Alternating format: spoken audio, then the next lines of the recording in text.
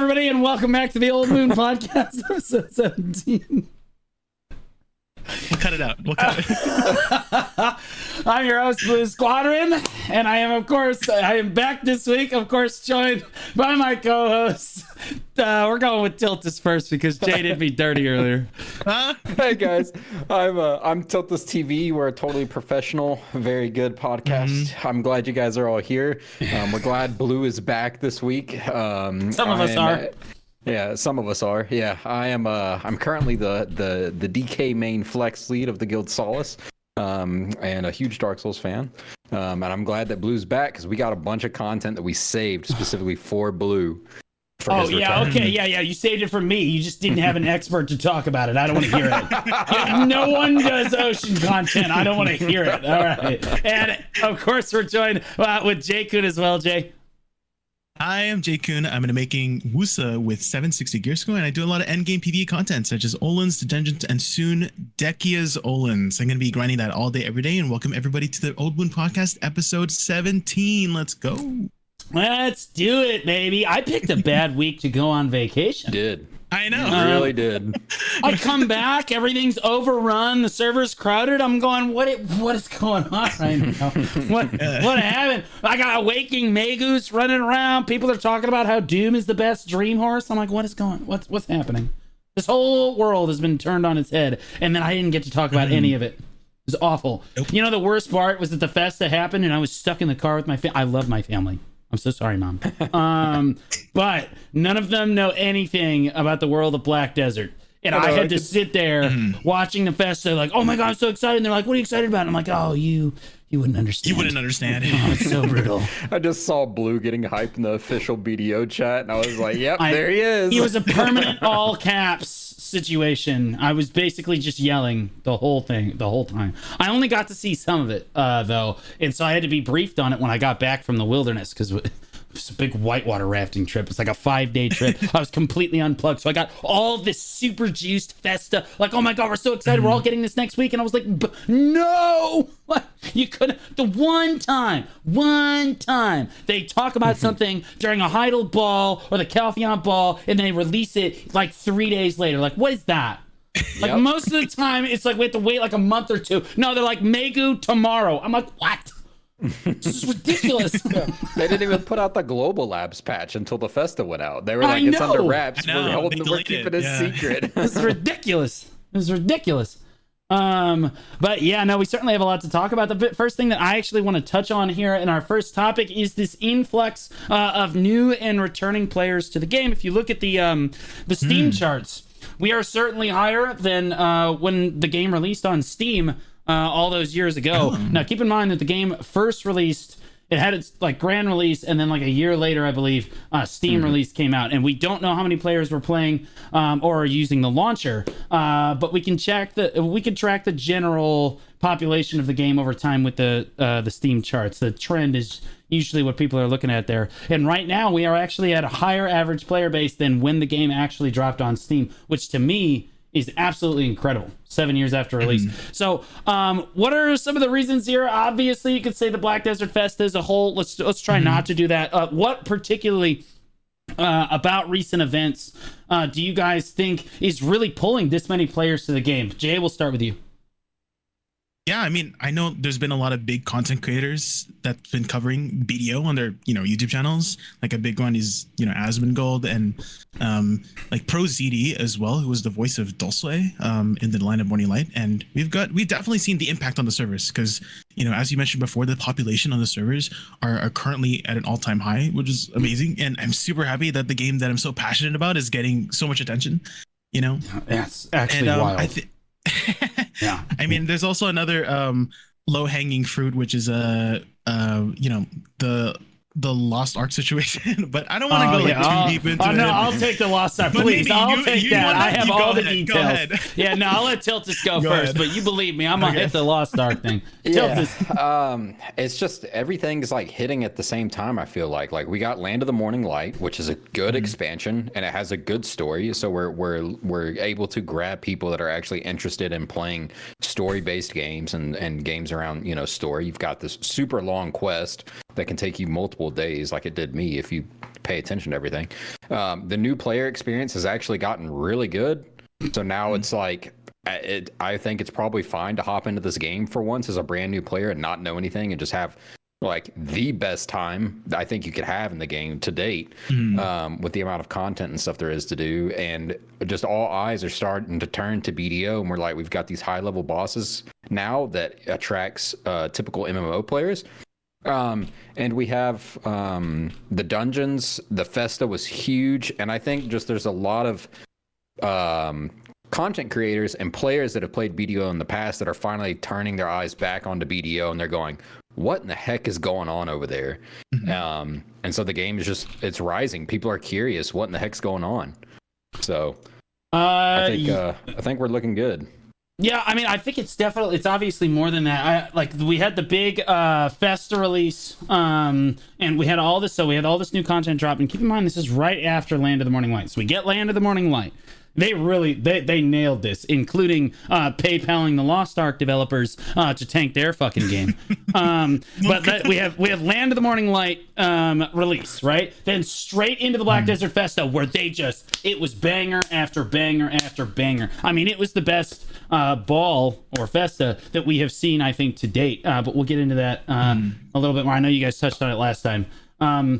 But moving past that, and then at the same time, you have this catastrophic collapse of the Lost Ark community, which are very similar players to BDO. Like when Lost Ark came out, it was considered like the BDO killer, and it did not by any stretch of the imagination kill BDO. Most of the players that were playing BDO before did come back to BDO eventually after Lost Ark. But in this case, Lost Ark actually tanked so badly that Lost Ark players that had never played any other MMO before have started looking for a new game, and because Black Desert is up tremendous, they've started looking at us. And like, honestly, I've been watching a lot of Asmongold's content lately because he has been releasing a lot of BDO stuff, and I'm very excited to see that he might actually come into our category, which is super awesome. But watching all of the Lost Ark stuff unfold, I mean, get this, they had their equivalent of the Black Desert Festa, right?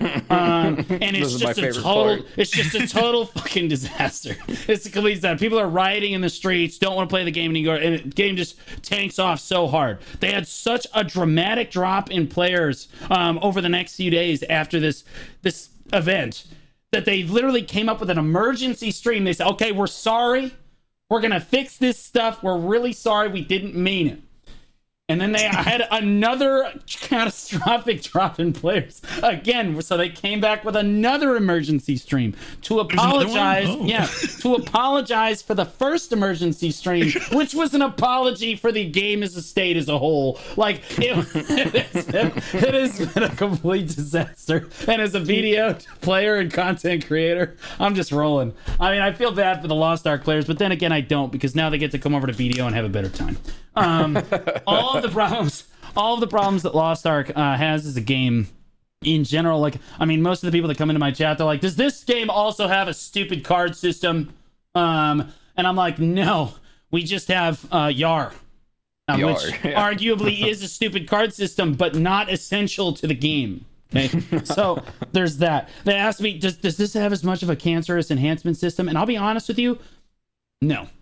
I think I would say simply no, just because you don't have to enhance in BDO. You can just buy your gear. It's not gated like Lost Ark is. But yeah, we have the catastrophic collapse of Lost Ark leading to all of these extra players coming into BDO. And I think Jay hit the nail on the head. You have a lot of big content creators looking over at the game. I mean, you look, it's at the top 5, top 6 games on Twitch right now, which I have not seen since the game even released on Steam and I started playing it. So this is kind of a super big deal for us. But do you guys have any other, like, can you point at any content in, like, specifically, Jay, we'll start with you again, that was released in the Festa that players like a whole lot? I know that the new Dream Horse is what comes to mind for me. Or like the giving away the free T9. I think it's just absolutely massive. Oh yeah, one thing I didn't realize that the Dream Horse also had was that it came with all the skills at max training at level 1, and even if you reset it, you would still keep the skills. So that's, if for anyone who has ever trained a Dream Horse before, or a high tier horse for that matter, it's almost impossible to get all the skills without using some amount of mount skill exchange coupons to manipulate the skills, which costs pearls, aka money. And I think definitely these last few years, time and time and again, Pearl Abyss has been trying their best to move away from I guess like the plague of its previous stigma of being a pay to win game. And I think these influx of players are understanding that that is the case, Yeah. Yep. No, I agree. Tiltus, what do you think? Any like content that you could point out specifically? From the Festa? Yeah. I think one of the big things for the Festa was, number one, they announced a high-end grind zone, which is good because players always want a goal, right, to go after. And they're like, oh, there's this new thing that's coming out in September, October, that's going to be like this, super new content. I want to do that. And then I think also I honestly think War of the Roses is a huge selling point for the game right now. With a game with immaculate action combat, unlike any other MMO. And then they're like, hey, we're going to have this super large scale thing that happens. It's like, boom, here we go. If you want to play PvP, there you go. Yeah. You have a chance to get in. I agree.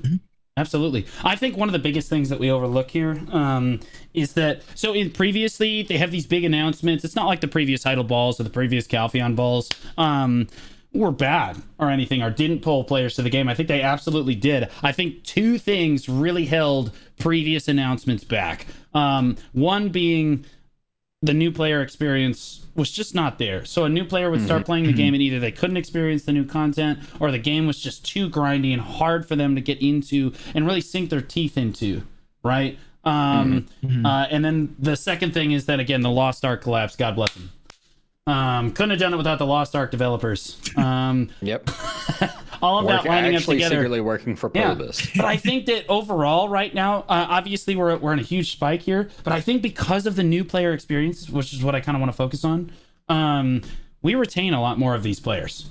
I think so. Just because, like, the seasonal guaranteed pen system, Magnus is giving away free pens, coffers are available on the marketplace for the first freaking time. You have just, it's way easier to play the game now. I mean, like, what do you guys think? Thoughts on that? Like Jay, I know you were the one that laid it out in the outline. Yeah, I feel like we can all attest that the amount of quality of life changes and improvements for the game for new players and also veteran players alike has been amazing. And this has definitely been helping and solidifying that player retention and those players staying with the game. Yeah. Tiltus? I have a unique experience with this because I You're still a new player. Yeah, I started over not that long ago.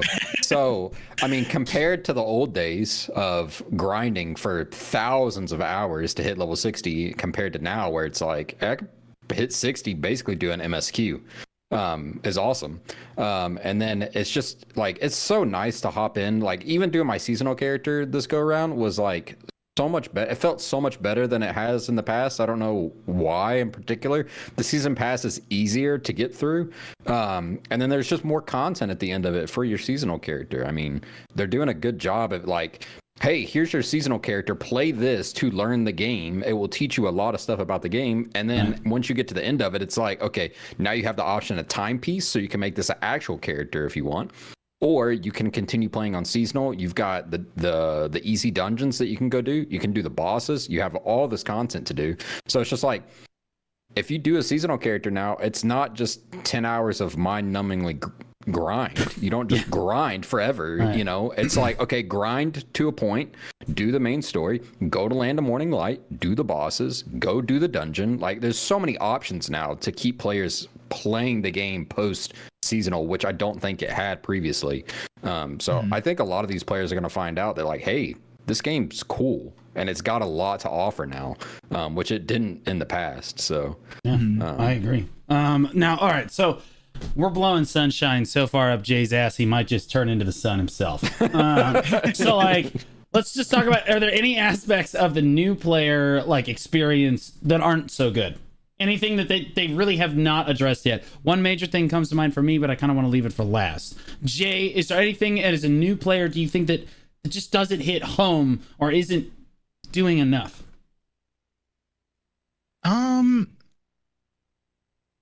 So actually, I've been watching a lot of videos on BDO because there's been a lot of content and coverage of BDO, and I did notice like one thing that I do want to what's the word for it?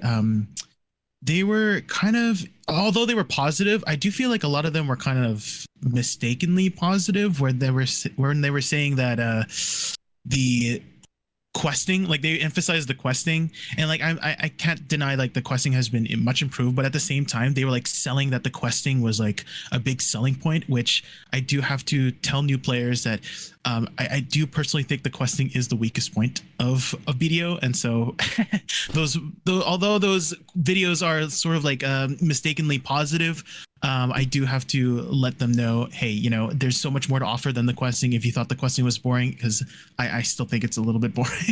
Well, yeah, I actually agree, but I actually think that Land of the Morning Light questing is actually solid. It sets the bar, right? But like definitely, dude, but they have to move beyond it, right? Like so they get to the end of this, like, this is 100%. incredible, and then they get to the normal quest, and they're like, what is this fucking garbage? God forbid. I mean, they gave them the option. There's like Land of the Morning Light and these flying colors. You could have picked Mount of Eternal Winter, which is whatever, or God forbid the main story, like the original main storyline. And the funny thing is, I saw a post on Reddit that was like advice for a new player, you should follow this, and it had like 100 and something upvotes. And I was so mad because the first thing out of his mouth is he's like, do the original main storyline at what's the temple, what does it start at? Ancient Stone Chamber, because it's faster. And I'm like, oh my God, I hate this. I hate these people. I hate them.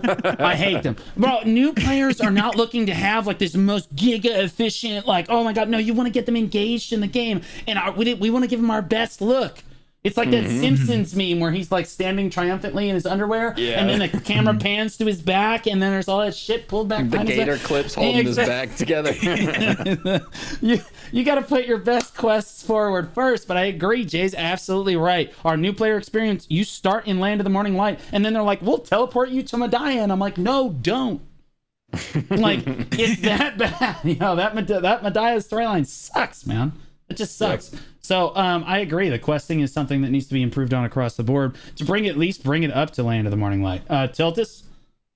I think a big thing so I'm a weirdie. I'm a RuneScape player. And I think one of the big things that this game lacks in seasonal is an emphasis on life skills. Because life skilling in RuneScape is like bread and butter. You have to do it in RuneScape if you're going to play the game.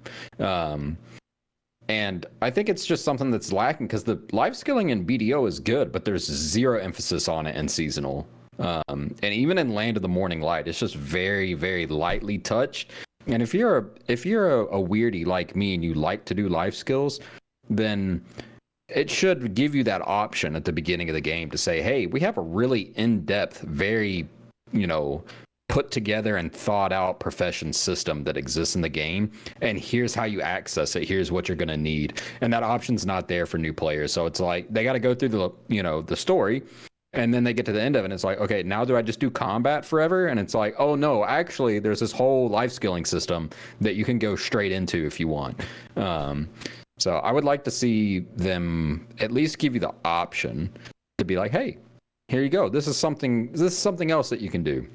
Oh no, I completely agree. That's actually an excellent point. There's actually just like no. Don't you dare! Don't not even, yet, not yet, Jay. Not yet. Soon. Don't you soon, dare! Jay, soon. Take away bringing up bartering from me. That is what I have. That's my thing. That's why I'm here. But I think that they don't introduce life skilling at all. Yeah, so they've revamped the quest. The quest they've seemed to. It's much better, at least, than it used to be. And I love like what they've done with Land of the Morning Light questing. As long as they set the bar there and they just keep going up from there, awesome. As far as the enhancing system, how Tuvala works and all that, getting them like their guaranteed pen system, Magnus, all that stuff is great ways to introduce them to like the grinding aspect of the game. But there's zero. Bro, there's all these cool life skills, and players are not. You're actually disencouraged to do anything like that until you at least have your Tuvala done and you're starting on your pens and stuff, right? So like something like, I don't know, pen Tuvala Manos or something, but that would be like, equivalent to just under Duo Manos or something. would be great, that they could enhance up. It gives them something else to do on seasonal, maybe something else to explore, maybe let them explore it in a unique way. I completely agree, Tiltus. One of the last things I want to touch on kind of flows into our next topic, which is guilds. I don't feel like the new player experience actually solidly encourages them to join a guild. I think joining a guild in a community within BDO is fundamentally one of the most important things that a new player has to experience, or they will not stick with the game. It does not matter how captivated they are by the game. Eventually they will get frustrated, or there will be questions that they can't answer and can't find the answer to, or something, or people they can't play with or find groups for, like they want to do the dungeon, they can't find anybody, right? Finding an active, good guild, I believe, is fundamental to it. And I know that, Jay, you wanted to touch on this, and it's, do you think that Node Wars and Conquest War are the biggest reasons to join a guild? Why or why not? I know I just expressed some of my concerns on this, but let's see what Tiltus has to say first.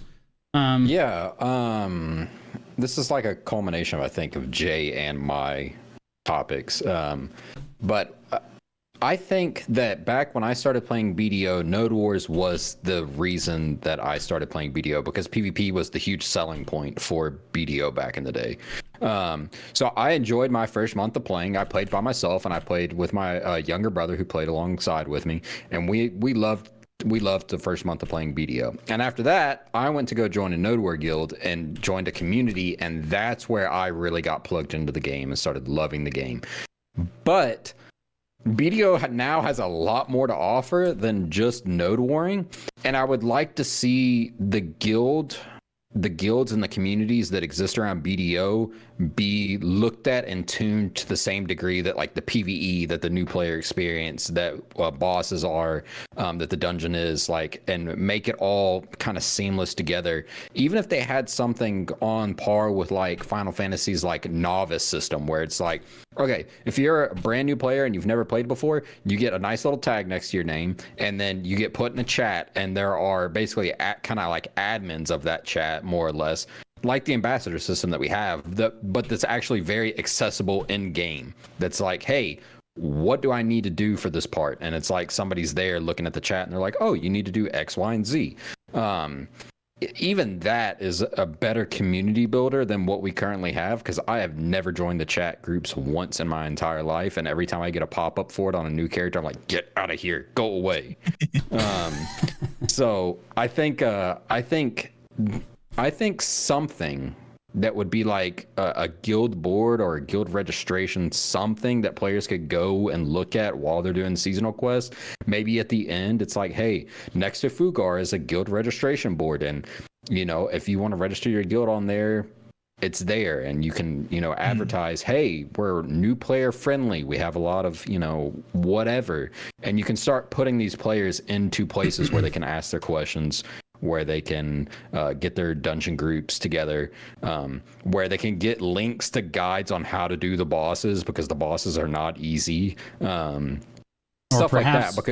Or perhaps any guides at all. Yeah. Honestly, like, I so wish that, like, there was some way for a new player to actually get the good, like, links to the good guides. Yeah. Like this shit. There's so many bad guides. Well, that's what I was actually having this exact conversation earlier, is that a lot of the information in BDO guides right now is very outdated. So bad. It's not even, like, some of it's bad, but some of it's just incredibly outdated for things that existed in the game 3 or 4 years ago. And, like, when you Google something and you're like, how to do blah, and you get a video from 4 years ago, it's like, oh, this is mildly concerning. Is this still good information or not? So even just some way to get updated information out to the players, where it's like, all right, ignore this video from 4 years ago, it's irrelevant now. All right. Would be a step in the right direction. Yeah, and I think started. Oh, sorry. Go ahead. Jay, I just wanted to let you know that I told you I was going to get you back for doing me dirty before we started the podcast. Jay said, "Yeah, we had choice last week, and it was super successful. We don't even know why we need you anymore, Blue." And I said, I'm gonna let you He's have that. gaslighting them. I said I'm gonna let you have that, but I'm gonna get you back. Yeah, I think when I search witch guides online, the best witch guide I can find is J-Kun's guide from like 5 years ago. It's completely outdated. First thing that came to mind, right? But yeah, no, I actually think that now. Memes aside, I actually think that he's right. New players don't have enough help, and like the chat things. I actually think the problem is that the problem is the players are entering the chat groups and they're just a cesspool of just sewage and just garbage. I went into like the Lunar Halo Inn, which was like supposed to be like this new player like thing, and they were like, hey, does anyone know how to play Awakening Draconia in PvP? And somebody just says, oh, that's the fun part, you don't. You know, like it's not a good resource for new players. And we need to get away from that chat system. I think that they just fundamentally need to join a guild. Part of the reason Tiltus hates the chat so much and he finds them annoying, I bet you wouldn't find them as annoying if you didn't already have a guild and a community. If you were a new player, you would probably latch onto them as the first and only thing that actually the game does to reach out to you, you know, as a community and like get involved in the community and like ask questions and stuff. And I think a better resource for that is just getting them involved in guilds. And our biggest hurdle as players is convincing the developers that that's actually a good thing. Because right now we have developers that think that it's okay for a player to spawn in and want to play the game without a guild. And sadly, you can't do that anymore. We have got to get past that. This is like archaic. Like you can play without a guild. Like in World of Warcraft, you needed a guild too, right? Final Fantasy is fundamentally better to be in a guild. Like every MMO, you should just encourage them to be in a guild. And if they steadfastly refuse, that is okay. But you should at least encourage them. Like, hey, you should join a guild because you get all these benefits. I mean, if they just joined a guild from the get-go, they get all these buffs. Right, they get a mass. Even if they don't, even if the guild's like completely dead and it's like hasn't logged in like 1,000 days for like all 50 people in the guild, they're still getting all the passive buffs and all the benefits of being in a guild and the guild login rewards, which they hand away. Like that's a bunch of free stuff, right? Like you can't say we want players to be able to choose and then give guild only login rewards. Like make the decision. Just say when a player spawns in, like what. When a player spawns in an Ancient Stone Chamber, just have the guild icon menu, application menu pop up. Have them apply to like 2 or 3 guilds and then move on. And then if they don't want to actually join the guilds, they could just say no and move on with their lives. But like, you should really strongly encourage players to get involved in guilds as quickly as possible with their friends, because that's what keeps players playing the guild or the game. Back to our original point, which was, do you think Node and Conquest Wars are the biggest reasons to join a guild? No, I don't. The reason it feels that way and the reason you phrased it that way, Jay, is actually just a common misunderstanding. You don't really join a guild because of Node and Conquest Wars. You join a guild for the community, and the only previous reason that players had to interact in BDO was Node and Conquest Wars. So like in order to get like a community, you had to join a Node War or Siege guild. It's not that you wanted to do Node Wars or Siege, it's that you wanted the community. And that's just kind of the stuff that you do as extra. Now, a lot of people love PvP, but I guarantee you everyone loves friends. Like, I can't think of a single person, even if you have no friends, I bet you probably want some friends. Like, if you make friends in a game, you are statistically more likely to stick with the game. I mean, I would not be playing this game if I had not made friends in BDO. And that's just the bottom line, right? For the longest time, all of my friends played League of Legends, and then I decided to make new friends. Yep. That's the exact same boat I was in. You know what I mean? Like, I gotta get out of this, dude. I can't do it anymore. But yeah, so I don't think it's the biggest reason for joining a guild. I think there's plenty of guilds that are very successful, not doing Node and Conquest Wars, right? They're reasonably, I would say there's much more drama involved. I've never seen more drama in a life scaling guild. Like honestly, I've been in almost every PvP guild you can imagine, and I've been in 2 or 3 life scaling guilds too. The life scaling guilds blow away. The amount of drama that you get in one day in a life scaling guild is absolutely ridiculous compared to like a normal PvP guild. But the community is the reason that you join guilds, in my opinion. Should there be, so Jay, this kind of led into your next question. Should there be more ways for new players to get into Node Wars? And I'm curious what your answer is on this. So like, do you think that there should be new, like, because right now you have to join a guild to get into Node Wars and Siege. or you have to merc, which I'll be honest with you, you're not getting a merc slot. If you're a new player, I'm so sorry, but if you're a new player and you came up to me and were like, Blue, can I merc for Siege? I'd be like, what's your gear score? And you'd be like, 4 something. And I'd be like, Epidemic has space. We're full. Like, Don't send them my way. Yeah, there it is. Like I'm max. Oh no. like I'm culling right now. I'm max. Yeah, the problem with the merc system is you have to be like 700 plus gear score if you're gonna get a merc. Or you have to know somebody, right? And new players can't use the merc system because of that. They don't know anybody, and they're not very high gear score, and they don't know the game very well. So should there be new, different ways for players to get involved in Node Wars, Jay? I was thinking maybe, you know how when a new player joins, they're for 30 days they can access like, you know, the new player stuff, and perhaps maybe there could be a starter community manager guild that everybody can join just to take advantage of the guild buffs and guild rewards, and then from there they can branch out, they can ask questions in there. There could be some sort of official, I don't know, community manager managing those guilds to direct players to, hey, do you want to do some node wars, do you want to do some life skills, do you want to do some PvE? These guilds might be interested in, you might be interested in joining. And so that's that might be a way to expand, you know, have players explore the different guilds. Jay, that's an amazing idea. And the reason I started laughing is because I can literally, the CMs have our podcast up like on the big screen, and they're going, no, God, please, not us. Anyone, why, Jay? Yeah, exactly. Why would you do that's it? Demote him from the party program.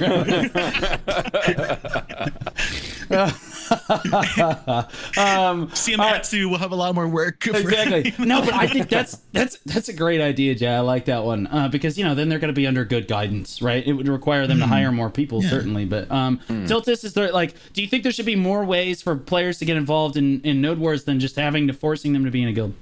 Yeah, absolutely. So there is a prehistoric system that Jay might not even be aware of that used to exist. I'm sure, Blue, you remember it.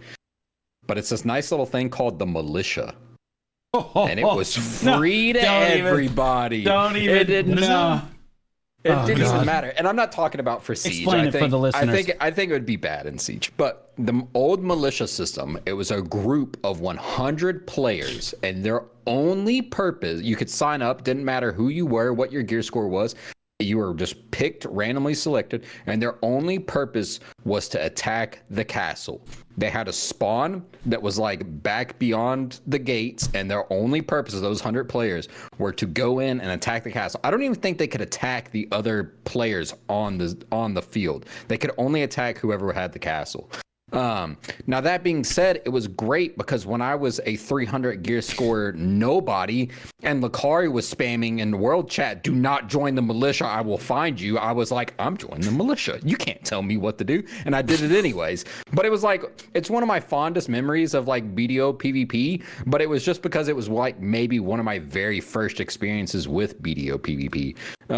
But if they had something similar to that, even like if you combined what Jay said about having like a GMCM ran guild on Alvia, if they had like a little bit of like Alvia, like Militia 25 V25 kind of like Node Wars setup thing, that where you could just hop. What are you doing right now? You could just hop in. It doesn't have to be serious, right? It doesn't have to be you're part of a guild. 200 gear score cap, actually. Dude. But if it was just something that was like, here's the Node Wars system, because that is one of the bigger in-game systems that exists in BDO. And at the beginning of the game, there's no like purpose to going to find that, you know? There's no easy way to do that except to join a guild and go through it that way. So, Hi. I help run Reforged. Nice to meet you. We take everybody. I think it's a good. I think the militia system for Siege is not a bad idea necessarily speaking. kind of fundamentally is a bad idea. It just didn't work. It wouldn't. I don't think it would work for Siege, but something similar to it for like Node War on like Alvia channels, or something to just plug players into how the larger scale PvP works is, I think, a pretty good idea. So the problem with that. Hold on. The problem. Yeah, J.O. We're both trying to jump out. We're jackals. We're jackals. No. Oh, no. I'm about to get ripped to shreds.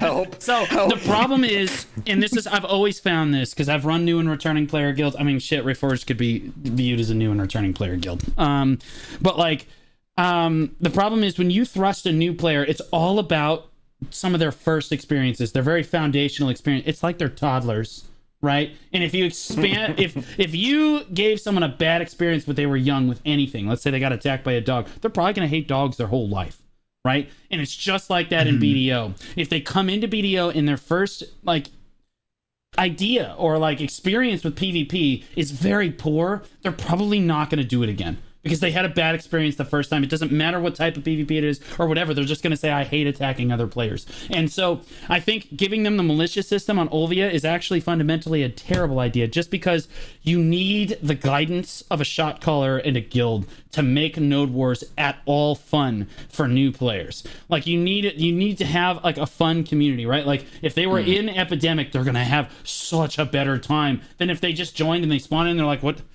Do I just run that way? Like, right? Like they're not going to know, and they're just going to keep getting killed, and they don't know what to do, right? It's oh god, it's just like two versions for the first time. You know what I mean? Like they have no idea. You got people spawning in on both sides. No one has any idea what to do. You need to guide them into a guild so that they can actually experience Node Wars in like a constructive way. They need to be guided into guilds that can like show them PvP in a very constructive way. Otherwise, if you just let a player go and you don't let them join a guild, I would say odds are they're probably going to hate PvP. Like if you tell a player, if you just drop a player into the world of BDO and they're experiencing the game, they're having a good time, their first experience with PvP is very likely, well, I was just killing these half human, half horse things over in Valencia, and then somebody walked onto my rotation and his name got read, and then he killed me. And they're probably not gonna like that. Right? Like if somebody just walks up. Is that what they sound like? Yeah. Welcome to BDO. Right? And then they started teabagging me. Like they're probably not going to have a good time if you just let them go. But if you introduce them to a guild early, the guild can kind of show them what constructive PvP looks like. Hey, let's go to the battle arena. Hey, this is what your combo looks like. Hey, here's the actual guide that you should be looking at for your class, right? They're probably going to have a much like more accepting time of getting into the other aspects of the game if you get them involved in a guild. And if you try, I also think that if you introduce a militia system like that, you fundamentally circumvent what makes BDO really cool, which is the community. You basically need to force them into the community, and the militia system removes that from the game entirely. So although it might be convenient for players, it's not necessarily a good thing, because you're starting to remove what makes BDO very unique and fun from the player base. In my opinion, there's like this weight between convenience and community. And so in certain aspects of the game, you need to make it hard. Like joining a guild, you need to make that kind of hard, just because like they need to try to get into the joining a community is just that important. And if it's not hard, then they don't get involved in the community and they leave. So I don't know. Okay, Jay, what are your thoughts on it? I know you kind of wanted to talk about the militia system. I was just gonna add on top of like when you were explaining the militia system, it actually sounded like the War of the Roses, because don't people just sign up and then just head in there, right? You guys got to talk about this last week, and I was just like, I want to talk about this. All right, go ahead, Jay. No, that's it. I just wanted to add that. I thought it was maybe that's how they're returning. Like that's how they're doing like a callback to the militia system is War of the Roses, because a good portion of the forces are going to be random people signing up, right? Yeah. I actually think that War of the Roses might end up being. I think it might end up being a flop if they do it the way I think they're going to do it. Like I think that you have. The way I understand it, and correct me if I'm wrong, is you have two lead guilds, right? And we're going to name them Show Nation and Digital, just off the top of my head. You have the two lead guilds on either side, right? And one commander. And then you get, 200 essentially militia for each side joining from everybody? That's my understanding, yeah. It's not going to work. And the reason is you're going to have 200 chickens with their heads cut off, running around, not in comms, not following directions, not knowing what to do. They're just going to be running around randomly. You'll have 100 focused people, but the other 200 are just running around doing whatever they want. So the way it works is basically, I think the leader of the backing guild is going to get the general position, and then that person can actually individually send out platoons, and you'll get a little like quest widget pop up on your screen that's like, hey, go do this, and it has a timer on it, and it's a direct order from somebody somewhere that's saying, hey, go here and do this thing. So that's what they showed in the War of the Roses trailer, and when they were showing the tactical map and all that kind of stuff. But so are they going to listen is the other question. That's the biggest problem. It's like, what's the first thing you do in a D&D campaign? You drop them in, you have this whole fucking campaign ready to go, and they're like, what's in the ocean? And they just walk in. Like, what is that? Like I set you in front of a tavern. I don't want to hear it. I don't want to hear it. I don't want to hear it. I set you in front of a tavern with these girls with excellent personalities, and you walk the other way. There's nothing else I can do, I think War of the Roses sounds great on paper. Honestly, for someone like me, oh my god, it was the most exciting thing about the festa because I get to play Ender from Ender's Game. Like, it's like, I'm just having this vision of that scene in the movie and then in the book where he's just moving all his platoons around and all the fighters are following his directions. But really what's happened is go over there, and then like half of the people do that, and the other people try to do that but aren't organized. So like you can tell a platoon, go over there, but that's not what's fun about BDO PvP. And that's not what's fun about large scale PvP. Right? It's not loads, it's not roots, it's not Soggy going, go to this ping. It's finding a creative way to attack that base. Right? Okay, let's walk around here. Everybody come with me. Like let's funnel the BSR onto the Zerkers. Right? Let's get PA down. Let's drop some heals. Right? Like none of that is going to be there. It's just going to be you in there solo. Like, I have to take this point. It's going to feel like Battlefront, which is cool and everything. But again, I think it takes a very important aspect out of PvP. So unless there's voice comms, which could be good and bad for various reasons, I don't know. I'm concerned. It is really cool. Would be fun. Oh my gosh. Proximity chat in BDO would smack. I would. Oh my god. I would love it on all the time, bro. It would be so good. Somebody would walk up on me at Ash Forest. Yeah, somebody's running by me at Ash Forest. I'm like, I hate this fucking place. Like, it's just me. There's no one else around. My character just using picture waves, screaming into the void. It would be so good. I would love proximity chat in BDO, but like, I do think that there needs to be some way for like the 200 mercs to be able to interact with digital and show, or like whoever the lead guild is. And as long as they cover their bases on that, that's going to be such a fun game mode, mainly because again, you're plugging people into the community. Although I'll admit, if you're 740 gear score and you haven't plugged into the community yet, how? Like, and that's all that the people that are doing War of the Roses. To me, it looks like it's once every 3 weeks, right? Two. Once every 2 weeks? Oh my god, Reforce is getting a castle every other week. That's awesome. Because there's going to be 600, all of the highest, like who's who of the highest end players are going to be in War of the Roses. And Reforged, who is a hodgepodge of, just developing players who just don't have the gear score to participate in content like that, can go do cap content. Let's go. So I think that might be good for some of the lower end guilds, and I actually think that it might help encourage some of the T1 guilds to go to Balanos or like and go to Siege and stuff, because they know, okay, I'm not going to get turboed by a really high end guild, right? Because they're all over there. I mean, that's also assuming that it's going to take place in Siege, which it might not actually do. So they haven't announced anything about it yet. Oh man. Yeah, so it might be replacing Siege every 2 weeks. It might not be. It might be at a random time. It might be replacing a Node War every 2 weeks. We have no idea. What do you think of the idea? This is going to be wild. What do you guys think of the idea of it just replacing Siege every 2 weeks? Oh.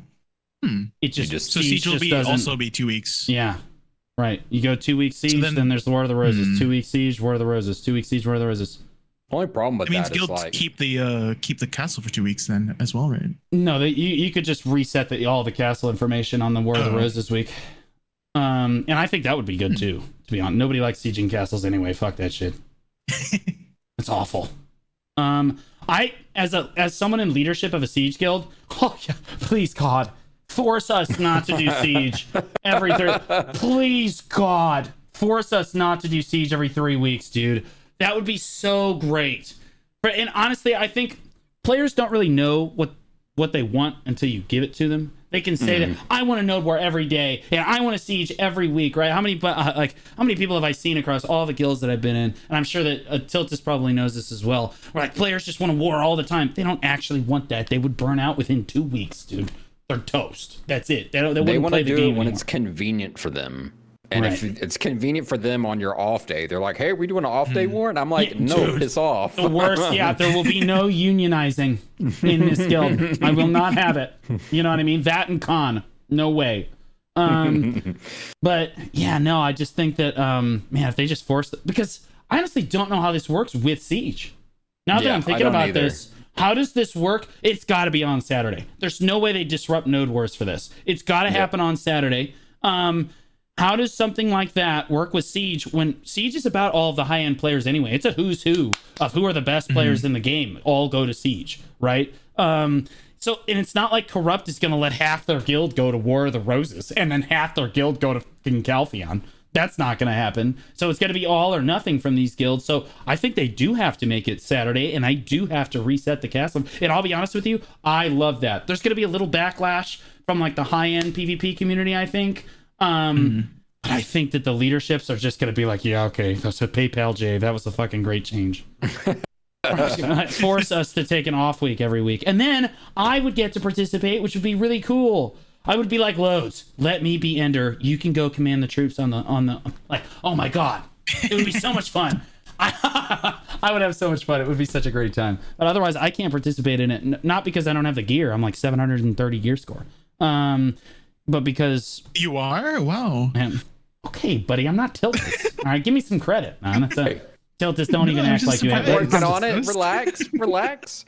You got like 15 gear score while you were gone. Chill out. All right, I'm working Oh, on 650, Well, big what- mile marker, right on. Okay, Big dude. spender over here. Did you finish that season? Get your pen commotion necklace, big man? it. Sure did. Yes, sir. No, I'm just kidding. I couldn't help it. It was too good. But yeah, no, I think we've touched on this enough. I think we're all in general agreement here. Except the militia system's an interesting idea. I think they really could implement that, but they'd have to be careful about how they did it. So I would for agree sure. with Tiltus on that one.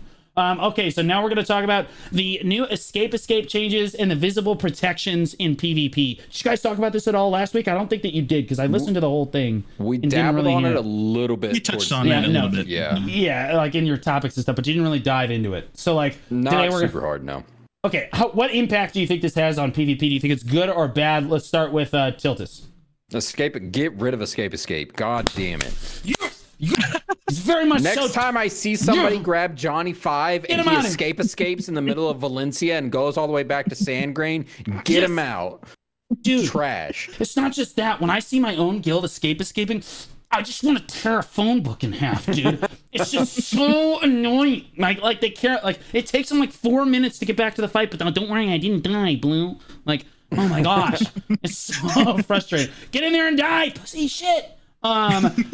But yeah, okay. So that's one take on it. Jay, I'm curious. Do you use escape? How do you think it's gonna have a positive or negative impact on PvP? On PvP, you know what? Okay. Do you ever use was it? Are gonna you about to say- ask me what Well- escape is? There's no shot. All right, you know what? I will define it. I'll define it for the listeners. I have used it. I have used it in Crypto Resting Thoughts when I'm about to break my crystals, and Okay. so I would like to keep it for PvE. Oh. That is the perfect response. I would not have expected. Jay, I'm proud of you. Stick to your guns. Stick to your, all of us are like, oh, thank Let's God, just the add the implications for necklace into the PvP. game. You know, let's Hey, let's whoa. let's Put stir it the up. gun Let's stir down. up the conversation, right? Relax. Put the gun down. Oh God, I love it. Yeah, for anyone that doesn't know, and I'll explain it to the listeners who might be new, escape is a function within the game where you could hit escape, and then there's an escape feature that you can click within the game's like UI to like the menu. And it will, its original purpose, it was put into the game as a way to get out of, if you got stuck in some terrain or you fell through the map or something. It happens from time to time, right? It happens in all games, but in our game, at least we have a function that doesn't require you to close the entire game to get back to square one, right? In my case, I use it most frequently because I'm basically a drunk horse driver, and I'll drift right off the side of that mountain. You think I won't? And then halfway on the way down, I escape, and it puts me right back on the bridge, and I'm like, I'm kind of a gamer. No, the best is when you're running through comma and you warp into a tree that randomly pops in. The towers, the wind towers. True, it's always the towers, dude. The towers drive me nuts. So yeah, escape originally is a function that's designed to get you out of a tough spot if you get stuck in terrain in the open world. But what players have used it for... Yeah, I don't like to think of the dark times. But what players have fundamentally started using it for most of the time is trying to get out of PvP situations. So if they get low on health, they have like a macro on their mouse where they click a button and it just escapes and then hits the button for them instantly because they have it programmed to a button when the menu opens, which is totally legal. But like, they're essentially removing this from PvP. And so what this does is this saves people in PvP a lot. In the open world, it saves them in Node Wars, it saves them in Siege. It also bugs their character out a ton, which is really frustrating. And then you just get a Spectre sitting there in the middle of PvP, and you're like, is this guy alive? What's going on here? Their character will still remain there, but they're not actually there. But you can see them as other players. You can try to attack their character, but they're not actually there. Their health bar doesn't show up. You can't hit them, but they show up as there. And it's confused as players, and there's discongruency within the guild when you see bugs like this. But I think that removing it from the game is fundamentally a good thing. Well, removing it from the PvP aspect of the game is fundamentally a good thing, because I'll be honest, I always saw that as kind of an exploit. It's using something as like, you're not supposed to be able to do this. Right? This is not something that you're supposed to be able to do. It's not its intended purpose, but they kind of they knew it happened, right? So it wasn't like a fundamental exploit, but it's borderline. They're adding a cast time to it, so wouldn't that basically remove it from PvP because you have to stand still and cast? Right. Yes. So yeah, it's like, so basically now it can only be used for its intended purpose, which is I got stuck in the terrain, I need to escape, and then it's fine. So that's good. What do you guys? Okay, now the bigger change, in my opinion, is the visible protections that you can now see in PvP. They haven't actually added this quite yet, but they said it's coming. So the visible crowd control icons. Oh wait, so is it protections or is it the CCs? You can see the super armor and forward guards, right? But they're adding the CC, so you can see if someone's stiffened. You can see if somebody is knocked down. You can see if somebody is a certain type of CC'd now. I don't know how they're going to implement it, because Joyce and I were concerned that it might clutter up the screen, because you know how that was my primary concern as well. Yep. Because you could see the shield and the super armor and the iframes, right, on BA, and that was for other people, right, in BA, and that was already like a little bit of extra clutter, but now we can see another icon, and so that doubles the clutter. Right.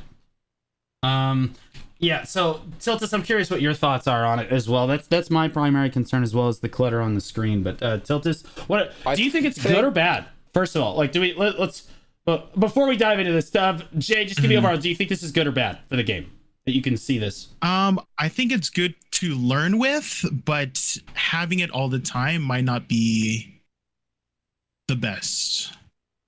Oh, I think it would be amazing. Period. All the time. I think it's well, we'll see. My suggestion for this is, instead of a badge like you have on super armors and forward guards and all that kind of crap, that instead you give it a debuff icon underneath the health bar, so that if I am fighting somebody, I can look up, because there is desync in the game. It exists. We all know this. Sometimes you hit a player and they're knocked down, but the character is standing straight up and down. So if I could be like, is this character knocked down, and be able to check it at a glance and, tell, hey, this character is actually knocked down, I can do my combo on it. That would be, I think, really helpful. So I like it from that aspect of, yes, I want to be able to see when things are happening to my opponent that maybe aren't showing on the screen. The flip side of that is, if you add it like super armors and all that kind of stuff, the node war, it's going to be turned off, because I am not going to look at that much crap on my screen. I already look at enough crap. So there's, if it's a badge, it's just going to get turned off for large scale. But if it's a debuff icon, I would really like that. I think it would be helpful. I want that. I think I'm gonna have it on. Typically, I have everybody else's effects off, and I have names on for everyone so that I can call out the degenerate who's not listening to my calls. True. Good man. Or I can call out the name of a bomber who's dove into the middle of our ball, right? And tell people that, hey, you need to watch out for CP, or you need to watch out for Divios, or whoever it happens to be. Also, the rest of the Cho Nation ball coming over the hill. But like, I play with names on and effects off, which I think for large scale PvP is pretty common. Hashes just go invisible. But like, I would love to see those badges and stuff, because then I could see how many people I hit with a fat meteor from a distance. I could see all the KD animations. That's probably a nut in and of itself. Like the little and for shot calling, you're like, I just knocked down 10 people. Go now. Yeah. Like cons, the cons, I can no longer lie to my guild. When I, true. That's a Valk issue right not there. That I would ever just do knocked that. out 10 people with my vacuum. They're all in super armor. Oh my god, the voltaic was huge. The voltaic was not huge. But you're in now, and that's what's important. The encouragement. That's what you were trying to do. That's right. Like I remember Jake clipped me one time. He did me dirty. I used the reaction cam one time with it too. It was like I double TP'd. I was like, the flame tower's not firing, and then I was like, oh god, it's definitely firing. But like they all came in though. Everybody got in though, and it was way better. It can only hit 10 of us. Only 10 of them knew I was lying. Yep. You know what I mean? But yeah, I think that it's a good thing for the game. And I think that I think the argument against doing stuff like this is that it gives PvP less depth, like overall in the system. That is true. Yeah. And but I think it's almost got too much depth. I think that if you give a game too much depth, players are not as encouraged to play it. If I'm being honest, you need to make it like really low skill floor and then a really high skill ceiling, but not too far. Right? A perfect example of this is Dota versus League. Dota's everybody that's played both knows that Dota is way more complicated. There's way more going on. There's a courier and all this crazy stuff going on. When League, they were like, don't make it overcomplicated. You got 4 skills and a passive. Yep. Unless your name is Aphelios. I learned you can kill your own minions in Dota, I was like, I'm sorry, I have to do what? Exactly. I have to kill their minions and my minions? Yeah, you're making the minion, right? Right. And certain there is a niche amount of players that really like that, but I'll be honest with you, you need to bring that down so that like most of the players can enjoy it. And I think that this is good because it cuts off some of the depth of PvP, which is actually a good thing because it makes it less intimidating for a new player that might be a super gamer to look at and be like, I can dive into this and actually, I can fundamentally understand this, right? Or new players to the game, I think will be much more concretely able to grasp large-scale PvP because they will be able to see these icons. Oh, none of them got CC because they all had the big yellow super armor thing. Right. Those are all that's the knockdown icon. I can get on those people, right? Like that's what I'm supposed to get in. It'll change. I think it'll fundamentally change how I shot call. Some of the mannerisms. I've already thought about some of the mannerisms I'm gonna have to be able to use to better like demonstrate, because I have a lot of new players to PvP in Reforged. That's what the guild is basically there for, is to teach new players how to PvP, right? So like I need to micromanage them on a level that most shot callers don't have to. So like I'm looking at this like, oh, this is gonna make my job way easier.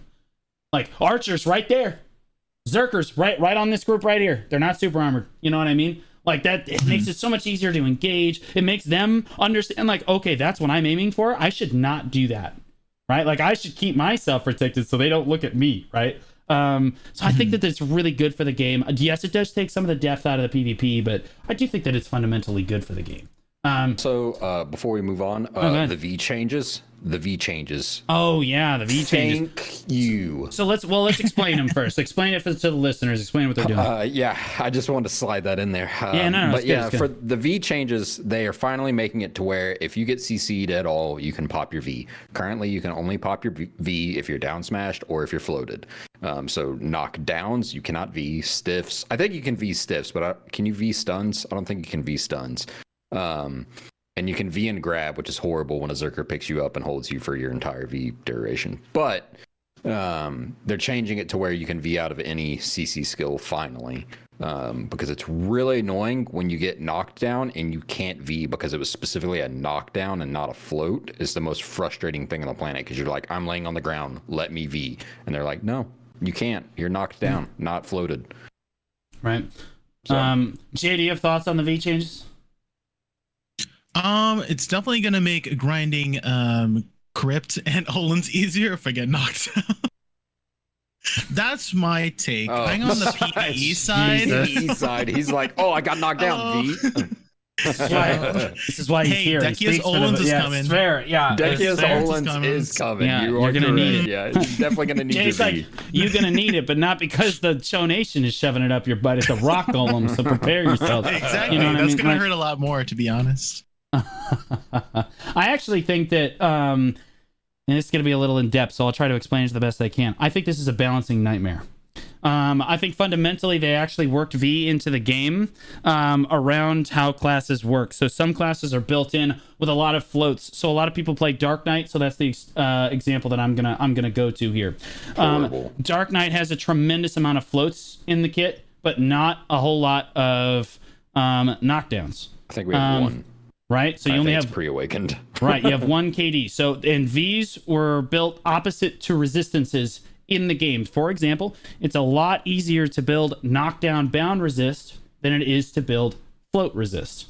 Okay, so although you could V a Dark Knight CC, you're probably not going to resist the float very well. Right, so like you're going to be able to land more CCs as the Dark Knight consistently, but you're probably going to have people Ving more consistently as well. Now that they've removed V essentially from that, I think that it makes this kind of a balancing nightmare. So you have a lot of classes that are built fundamentally around knockdowns that just got nerfed like super hard, because the only redeeming thing about having knockdowns in your kit over a float is the fact that they can't V out of the knockdown. Everybody's got 100% knockdown bound resist. Everybody only has like 30% float resist though. Right, so if your kit has a lot of knockdown bounds, you're going to be struggling with resistances much more than a Dark Knight is. And now the Dark Knight's like, that's how it feels when someone Vs. Bitch. Horrible. You know what I mean? It's every time I had landed knockdown, it's like, oh, there goes 3 people. See the catastrophe. Boop. Right, and there are some Fairies listeners into the saying wind. that, KD is a longer duration, although that might be true. Float allows you to hit air attacks, which is arguably stronger. Air attacks have got to have fat modifiers on them. I'm convinced. No, they're the highest modifier in the game. It's 2.5 times damage. Oh, okay. Gotcha. Whereas back attack and down attack are 2 times damage. I looked it up the other day and I never found a solid answer on what air attack mods were. So it's 2.5 times. It's hard to pull off air attacks. Yeah, right? they're incredibly difficult. Well, not in DK. DK, believe it or not, I think DK can do it. Twilight Dash. I was about to say Twilight Dash. You want to shred unit. somebody? Yes, you sir. see the catastrophe them, and then you Twilight Dash through them, and you watch the health bar go whoop. Seed it, How seed many it close classes range. can easily air attack? Not many. Anyways, Not many. So not that's a crazy probably why, amount, right? but like, Yeah. not a crazy amount, but it is a thing, right? And it's not just you that has to air attack. Right? In large scale PvP, you could get floated and you just get absolutely turboed by like 8 skills that weren't even aiming at you in the first place, right? So like, I don't know. I think it's a balancing nightmare, and I think part of the reason they said that they were going to work on balance a little bit more after the Festa is like, okay, we're gonna ease off on the content just a little bit and try to balance a lot more. And I think it's partly because they're changing V things like this, and I think that fundamentally changes like how resistance. They need to completely relook and how resistance is and how like their crystal system works with regard to resistances, how easy those things are to get, and the impact those have on the classes. But aside from that, I do like the V changes. Right? From a shot caller perspective, big thumbs up from shot callers, because I'm so tired of getting knocked down, and I'm so like, frustrating. Oh my god, here we I know. go. And there goes the whole push is gone. The whole push is especially when over. they know you're the shot caller, like Blue. I'm sure you get targeted a lot. They're like, oh, there's Blue, go kill him, and the ball doesn't know what to do anymore. Yeah, we've debated having people change their names so that we can hide me better. You know what I mean? Like, it's my bald head. It's reflective. It's not my fault. But yeah, I think it's fundamentally good for the game. I think it overall, if you take V away, if you take like that really in-depth analysis away and you look at it from a new player perspective, new players should be able to V everything, right? Yeah. They shouldn't have to be able to tell the difference between a knockdown and a float. They should be able to just hit V and they know they can get out of jail free card. right? Like it makes it easier. Yes, it brings some depth down out of the PvP system, but and in AOS it has much bigger implications. But like I think for a new player, it helps them come into the PvP system just a little bit more concretely, right? Yeah, it is a 5-minute cooldown too. It's not like you're popping it every single time you're fighting, not even at all. on large scale. So, right, I agree. Okay, and now on to the important part of the podcast. All right, everybody buckle up for the last hour. I'm just saying, this is what I'm here for. These are my people. And I was like, please don't talk about all the new Ocean content. It's Choice, Tiltus, and Jay. I'm fairly certain that none of them, they get seasick, bro. They can't even climb onto a character without throwing up on stream. You know what I mean? Like, but we have a lot of new Ocean content coming to the game. And it's coming in ways that I actually didn't think, I didn't actually think that most of this is going to happen. I'm actually curious. Jay? What was I was just surprised that you thought that none of these were going to happen.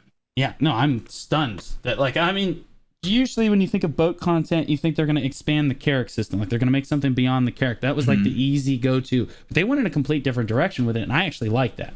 Okay. Yeah, I'm actually a big fan. The ocean encounters is something that I swear to God we've talked about this before. On the podcast where I'm like, oh, why wouldn't you just, when you're sailing around, like find like a big like pirate vessels and you'd have to go sink them and stuff. I could have sworn that was in one of our previous episodes. Yeah, I think so. Yeah. So do you want to go ahead and talk about how the Festa was literally a Old Moon podcast episode? Don't let them know that we're on to them. Don't let them know that we are on to them. It's important that they think that we're oblivious morons. Do you understand? I'm not telling you. It was shot after shot. We're like, factions, tilt us. Like we're in our podcast chat. We're going, are you kidding me right now? It's the same thing. It's like they literally just took it straight out. So yeah, no, I think that so for the listeners that don't know, they're introducing things on the ocean that there's like a pirate fleet that will every once in a while when you're sailing around, you can encounter them and you can try to sink them. But like that, they said, be wary because they sink you. Right? Like they'll come after you too, which I think is super cool because I think that it makes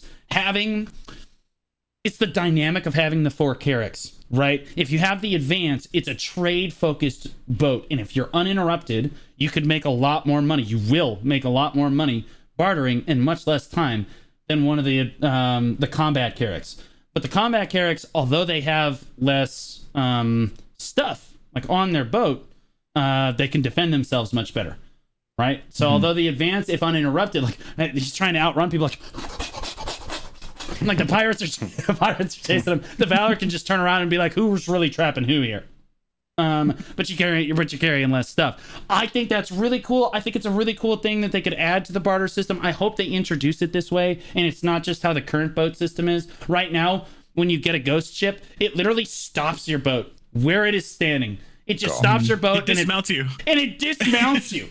It's like the most immersive braking thing. It dismounts, it takes you off the wheel, which of course you're immediately going to get back up on the wheel again. Yeah, then you it can get back on the wheel and run.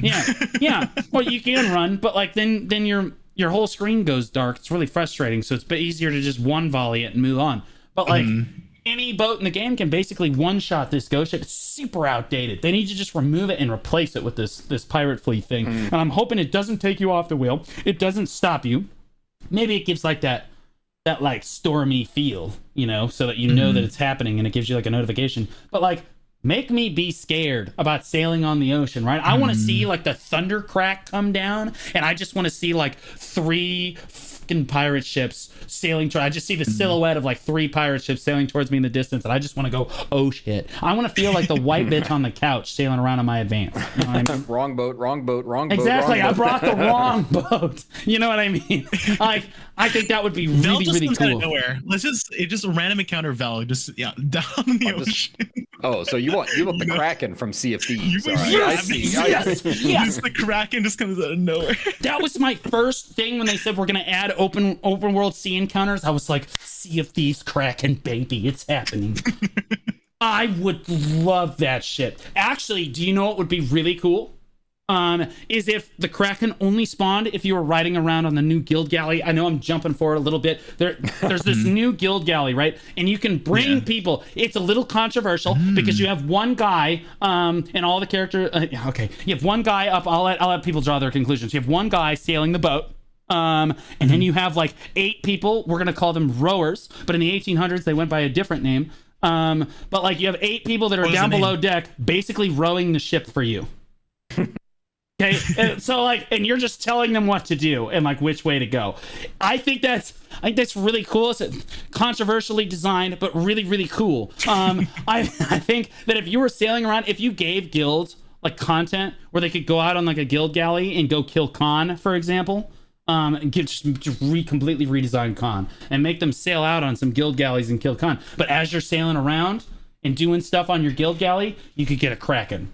Right, and the thing comes up underneath the boat, and you have to like blast off the tentacles and stuff, you know, and it might have to sink you. You have people up on the deck trying to like PvP off like the tentacles as they come down. You know what I mean? That would be sick. Really hard, but like that would be super cool naval content. And then it gave you like unique, I don't know, guild rewards. You know what I mean? Like it gave you like 1 billion silver in guild funds. So like then sea monster hunting guilds could do this. You know what I mean? Like you'd have like 8 Carracks all floating around the guild galley, and they're all just ready to get up on this Kraken when it spawns. You know, that would be super sick. And then you've got the pirate ships all spawning for the Carracks and stuff. I think it adds a lot of dynamic to ocean content, and it really works around. So the way they tried to do this before is they tried to introduce 2 sets of a Margoria expansion. The first Margoria expansion we got was the Carracks and the bartering system and all this stuff, and it was really cool. And then they were like, the next one's going to be deep sea diving, boat PvP, blue battlefield, all this really cool stuff. And then we never got it. Ever. Because they realized, and I called bullshit on that the first time I saw it. Because I was like, the boat system, the PvP boat system in BDO is way too buggy to make it blue battlefield or to try to make it competitive in any way like that. So they're doubling down on focusing on that ocean content, on the PvE aspect of ocean content, while still making the combat boats relevant for like bartering and stuff. And I think that's really cool. I think it's just definitely the way they should have gone. Now there's this sea harpy thing. Do any of you guys know much about the sea harpy thing that they had mentioned? Not really. Yeah, they mentioned it briefly. Yeah, they only showed like a picture of it, and that's it. That's all the information. Yeah, all I really got out of it is that it's basically a siren. It's this giant. It's this woman with this huge set of personality. Like she looks like she's gonna be great to talk to. You know what I mean? And you get so tempted to talk to this woman that you sail over to her, and then she can do bad things to your boat. Now players knowing that, I think, are immediately like, I don't know how they're going to implement something like that unless they really disguise it. Well, she summons minions like the blue Hekaroos. You know, the red Hekaroos, but they're blue this time. if you look in the image that was teased for it, so it's the sea harpy in the middle out of the water, and then there are 3 blue Hekaroos around her as well. So this could be another, open sea encounter, but instead of pirates, you have sea monsters. Well, you say the blue Hekaroos, like that they're blue. No, Hekaroos are not blue. Hekaroos are pink. They're pink originally. The young ones and the big ones are both pink, as far as I am aware. That's what I'm saying. That's why these ones are different. These look different. They got red eyes too, and I'm hoping that they're more than just. I hope that these are metal encounters. I hope that I go into these sweating. Absolutely sweating. Calamity 7 sea harpy. Yeah, exactly, dude. I want some. Yes. Yeah, I mean, you're talking to somebody that went to Lekrashan. You guys probably don't even know what Lekrashan is. But for our listeners that don't know, Lekrashan is this really, really big. Hold on, people are asking for the shot, and I'm going to post it in my chat here. But Lekrashan is this really, really big ocean boss that you can spawn by going out. If you open your map, you can see it. It's just southwest of Land of the Morning Light. And it's just a big icon on your map, and you sail around, you kill 9 sharks, and a few other like black rust and things like that, and you keep killing them until this thing spawns. So you've essentially anger it, and then it spawns, and it is massive. This thing is big. It is a huge sea monster, and it's meant to be done as party content. So like a party of 3 to 5, I think it is. and you're talking to somebody, I go out there, I kill that thing for sport by myself with an advance because it's fun. And if that thing hits you one time, I have full blue gear on an advance. I'm at half health if that thing hits me one time. That's what I want.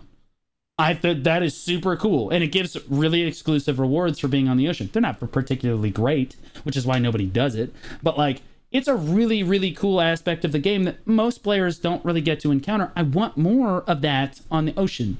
I want more encounters just like that on the ocean, where I get to feel like I'm gonna sink. Oh God, we're gonna die. Like you're gonna have to ask. I mean, you're gonna have to add something to the game that allows you to escape over to, like, I don't know, some sort of wharf manager. But yeah, no, I think that this is super. There's cool. a boat res, right? Yeah, for money, you whale. What the- There's a loyalty. I'm pretty sure you can craft but still. it, right? Tears of the Wind or something. Can you not craft that? I No, there was a maybe there was once a a weekly week. or I don't something, know. if I remember. I don't know. I've never Yeah. used it before because I always just thought it was a pearl shop item. And I was like, I refuse. The boat just won't sink. That's my solution. My boat's never sunk before. Just don't be bad at the game, so you don't have to use it. Yeah, exactly. My boat's just never sunk before, and I know that was just ringing the dinner bell for all of the red pirates out there. They're like, never sunk yet. You know what I mean? I sail around on a sub 50. Don't get any ideas. All right, so now let's look at the new guild ship. Are you guys excited about the new guild ship at all? Do you guys have any experience of the guild galley at all? Do you have any your earliest recollections in life when you came out of the womb, and when this stuff was actually relevant? In the beginning, I really like the aspect that there was like cannons that people could man, and I always wanted that for the Carracks. Like, you might not need those people to function the Carrack, but I feel like if you brought extra people, so let's say you're going to like the sea monster habitat and it's like a 2-man zone, right? I was wondering maybe if they could just add some cannons, like manned cannons for the Carrack, so that you don't have to bring 2 Carracks, you can just bring 1, and then the other person that's duoing with you could just man one of the cannons to add extra DPS, and that would be a way to party up. So. And for other things, maybe they add that Kraken you were talking about, and that would make it another mechanic for people to do. Cool. So I've brought this story up multiple times, but one of my favorite experiences in BDO was what we called drunk sea monster hunting. And it was back in the days where you could use muskets to kill sea monsters. Wait, really? What we would do is we would take the entire guild out into the middle of the ocean on the guild galley. We would all drink. Was it fast? We would do sea shanties. Yeah. And we would all stand there with muskets and shoot the sea monsters, and it was so much fun because the guild galley actually had a use. It was like, all right, everybody load up. We're gonna go do this. The guild galley has been useless, literally useless for years now. Yeah. Like, it's been awful.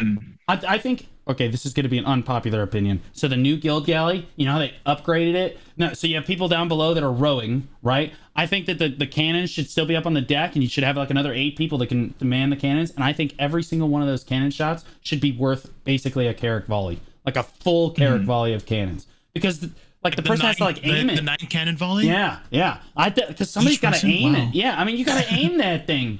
Like, you actually have to aim it. It's length, this, and you're only shooting 1. Like, it actually gives purpose, and they feel meaningful. You know what I mean? It also makes Carrack sweat a little bit. Yeah, imagine not getting sunk on the way to Vel on the guild galley anymore. Our guild galley does not leave the wharf. No, it can't. Because if you pull it out, somebody will sink you on the way to Vel. Accidentally. I mean, it might just be a black rust that just, it just blew at you. Like, the thing just blows over. It's just a nightmare. I want Carracks, even if they have full blue gear, I want them to sweat. Like, oh, this is the guild galley. Here we go, baby. So although they could outsail you, they're going to have to dodge. Dive, dive, and dodge. You know what I mean? The 5 Ds of dodgeball. But like, I think it would be really, really cool. And again, I think it reinvigorates. They need to have something for the guild galley to do. Yep. Is my biggest problem. Is it needs something to do, which is why I said like the Kraken would be really cool if you could sail out and do that. But then they said they were going to add new like monster zones for like sea monsters. Hear me out. Sea monster Elvia, Calamity sea monsters. I don't know. Take your pick. Make them harder. Like, but juice up the rewards on them, right? So that we have more stuff to do. I also like the idea of adding more monster zones and adding like guild stuff, right? Like guild monster zones that you could do, or just reworking con in general as a whole. Do either of you guys ever do con? Do you guys do con every week? No, we do not unionize an epidemic. Yeah, thank you. Now, I agree. our ally guild Broccoli, they run it every week, and they're crazy people. But I'm so sorry to hear that. Yeah. There's not a chance. Jay, do they run it in Notorious? No, I think they've done it, but I don't go. Yeah, I don't think they run it every week, and that's why I like PAX so much. I know they've done it before. I don't know if they do it every week. Yeah, for our listeners that don't know, con currently, like the system for it is that you have to get everybody out to Okia's Eye, which is like really inconvenient. So everyone needs to be either teleported or sailed out to Okia's Eye. And then once you're there, you have to summon the con boss, and then there's everyone essentially. You don't get to play your class, or participate in any sort of naval content. You can't really use your boat for it. Realistically, as it sinks all boats when it spawns. But the thing spawns, and you have to climb onto a cannon, and there's like this weird cannon system that you have to fire like 3 times, and then the 4th one's a power shot. Then you can switch to rapid fire mode, and then there's this whole rapid fire mode thing. But essentially, you're on a cannon the whole time, and there's like 2 people clearing seaweeds, and it's kind of a miserable experience. Then you got to get everybody back to the mainland. And I'll be honest with you, we ran con in Dismantled back before Reforged. We ran con in Dismantled for 6 months. 6 straight months. We ran it every single week for 6 straight months. We had over 20, usually 30 people at the boss every single week. Not a single person ever got concert in Dismantled. That's how rare the drop is. The boss is fundamentally awful, and that's why I refuse to run it right now. But if they added it to like the actual ocean and let us go with our Carracks and our now that there's enough people with Carracks now, right? And it would give them allegedly. You'd be surprised how many people. If you ask people, do you barter? Like, okay, get out of here. You know, they can't be dead, but if they can't be caught dead. But if you ask them, do you have a Carrack? They would whisper to you. They'd be like, yeah, but don't tell anybody. It's my secret. Right? They made it. You know what I mean? So like a lot of people have Carracks, and I think that you can make it, and then you could have the guild galley go out there too, and you could have like this guild con event, and obviously juice up the rewards, man. Absolutely juice up the rewards. Would give the guild galley a purpose. Another thing that I think gives the guild galley purpose that we didn't talk about is the War of the Roses. Yes. So I think War of the Roses, I think all the boaters were like, oh yeah, and I'm like, you misunderstand fundamentally what this is going to be. So like, for anyone that doesn't know, and I know boat PvP is in one of your topics here, so I'll obviously let you guys talk on this a little bit, but like boat PvP and BDO is fundamentally flawed for like a million different reasons, but there's so many bugs that go into it, like you won't even know, like suddenly you'll just start taking damage and you're like, what's going on? And then a boat will just appear next to you, and you'll be like, oh, and you'll shoot at it, and I swear to God you'll hit it because it's standing in one place, and then it blinks to the other side of you and you lose more health, and you're like, well, why is it over here? And then you're before you know it, before you can even tell or react to anything that's going on, you've been sunk. Right? You could have the best boat in the game. It's not going to matter because some of the aspects. Also, if you're sailing and I'm sure we've all experienced this, where you're sailing on somebody's boat and you try to jump, or you just are standing there as an innocent bystander, and the boat just decides to leave you behind. You just decent, or you get sucked onto somebody else's boat. Yeah. Boat PvP just has so many bugs that when they said they were going to include it in War of the Roses, I was like, the Panic Sun users are going to be gaming. Yeah, because, and we'll talk about the Panic Sun a little bit later, but like, I think it's going to be basically Guild Valleys and Valors just absolutely blasting the bejesus out of each other with their little cannons, eh? Like, that's basically what it's going to be. And I think it's going to be a lot of fun, but it's going to be really laggy because there's 600 people in a relatively focused spot in comma. Some people complain that War of the Roses was too small of an area. I actually think that it might not be big enough. But I think it's well designed. As far as the ocean goes, I think there's going to be bugs everywhere, and you're just going to be blasting cannons in any which way trying to figure out what's going on. It should be fun, but like, I think that the guild galley could be used for that. What do you guys think about boat PvP in BDO, or what are your experiences with that? Jay, do you have any experience with boat PvP in BDO? I've never really done boat PvP unless you count being shot by a cannon at Vel, but nothing more than that really. And there was one game that I did see that Ocean PvP looked kind of interesting, and it was in the MMO Arcade. I don't know if you played Arcade, but I was looking up some videos, and it looked pretty engaging. There was an actual like platoon of 20 people on the ship, and there was a captain calling out the comms to ask people to lower the sails or to there was people in charge of using the telescope to mark targets or mark allies or something like that. There was healers to heal the crewmates whenever they took cannon shots. There was even DPS to like jump on to the other ships to fight them off, and it was like this whole organized raid in a way. And I think that sort of engagement is what BDO is missing. So I don't know if BDO can pull it off, but I would probably be more interested in ocean PvP than actual land PvP if they could do that. If you let me shot call boat PvP, oh god. I'm just thinking about it. It's tilting the desk. To be honest with you, I'm almost too erect. Like, it's too much. Tiltis, what are your experiences with my experiences with boat PvP are old school go to galleys shooting at each other. And then my favorite thing that I wish was still feasible, but characters are too damn fast, is hopping onto others people's boats with your Trina axes. Oh my god. The most fun thing to do in the entire game. And you can't really do it now because literally a Carrick will take you to Aquila's eye in the blink of an eye, and you're done. There you are, you're there now, and they'll pull their boat out and then, leave you in the water, and then they'll sail back.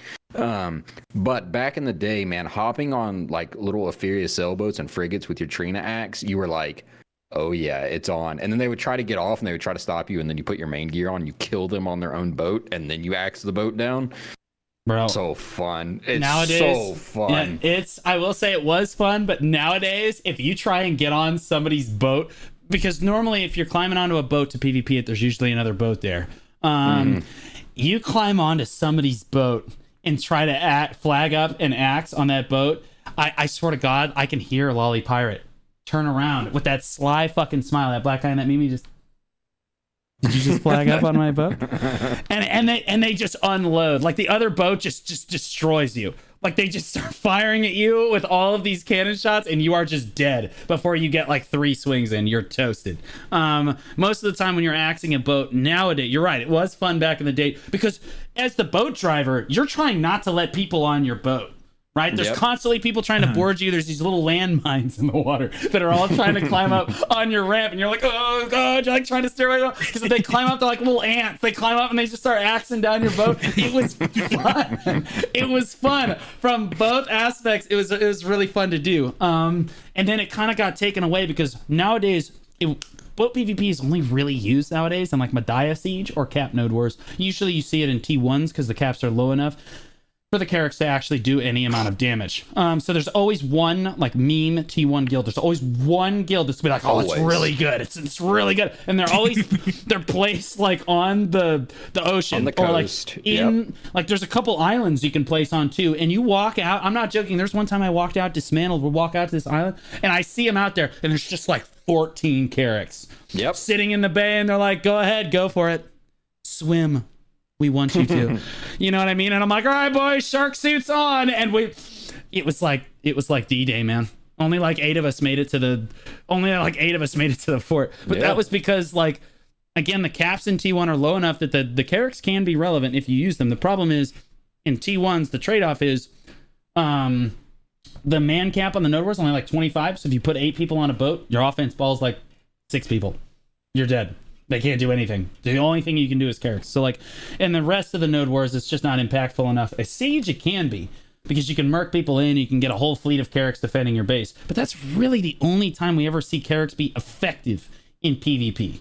Like the other boat PvP in the game was kind of ruled null and void when the barter system came in. And then they just started invoking heavy penalties for flagging on boats at all. Like you have any idea how many times I have won it every once in a while?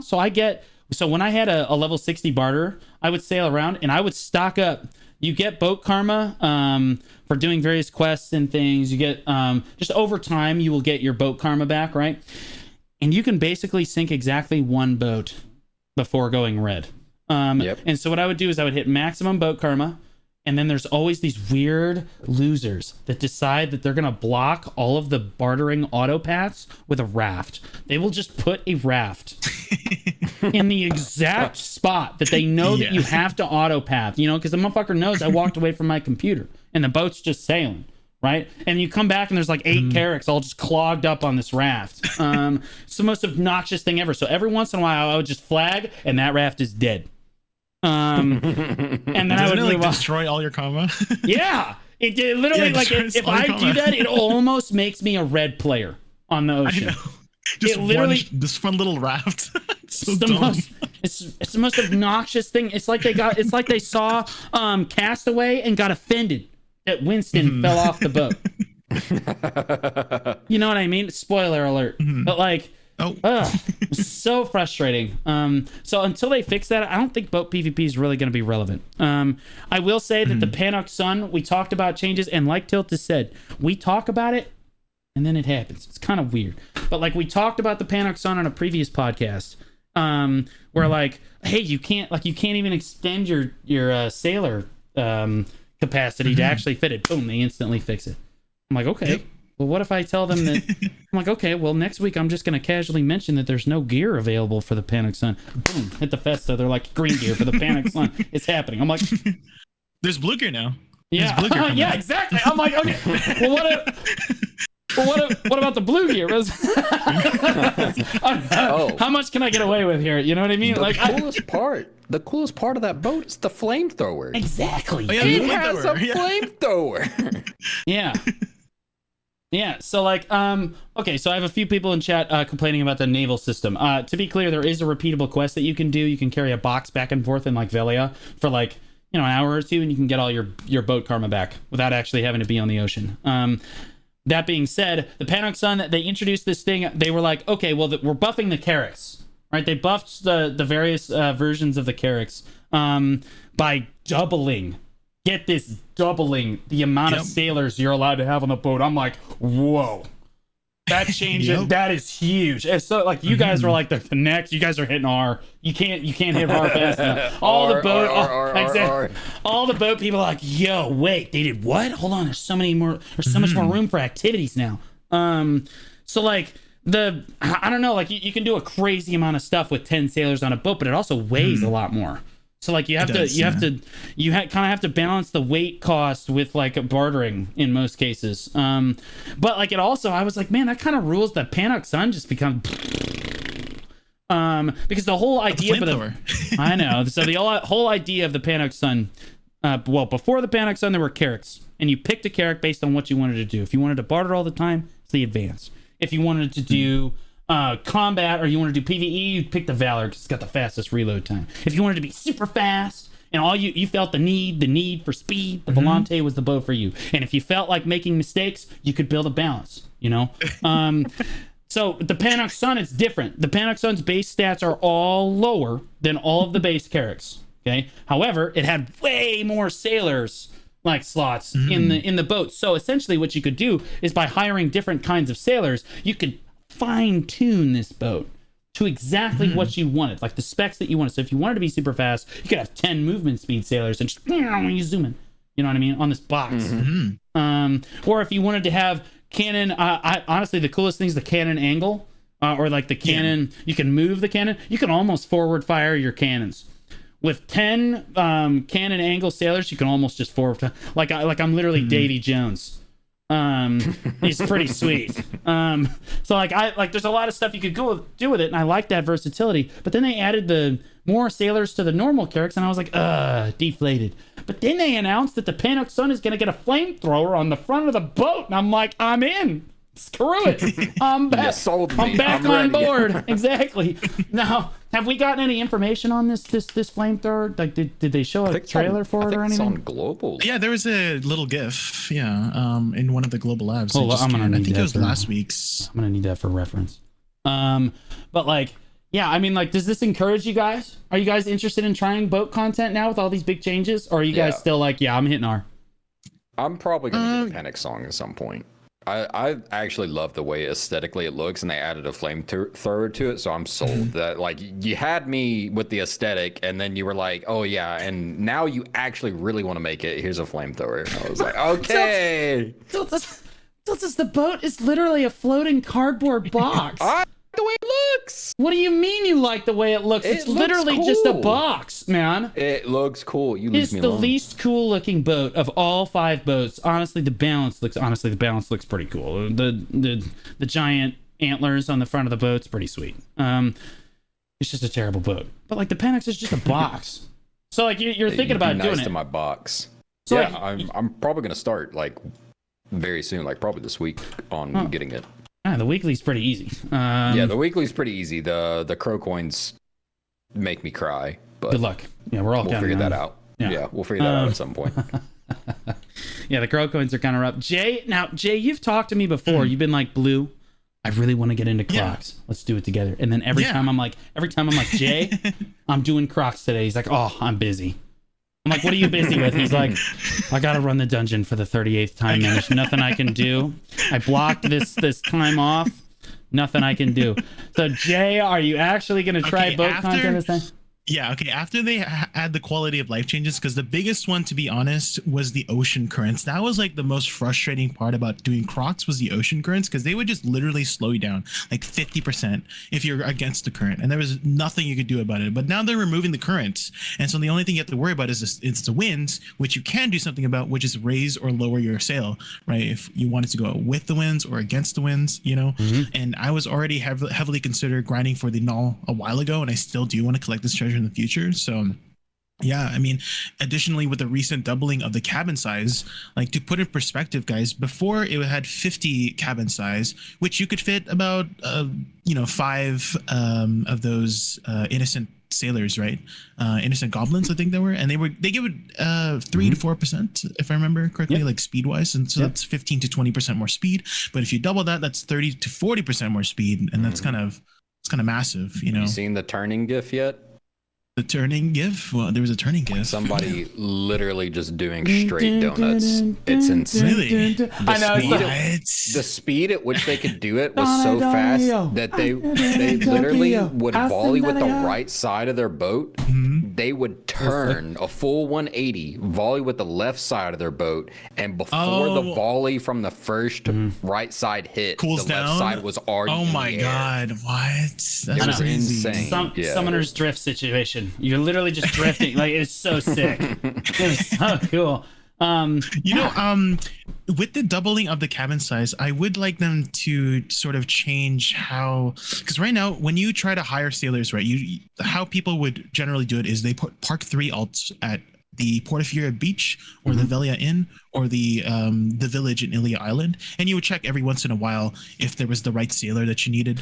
And I was thinking a better way to just do it is simply, you know how we hire workers, we just roll them with energy. We just roll the sailors with energy. That would be so much better. I'll be honest, it would be better. But I actually kind of like this system. I like going around and like introducing myself to some degenerate. I'm gonna put him on my boat. I'm like, hey, come work for me.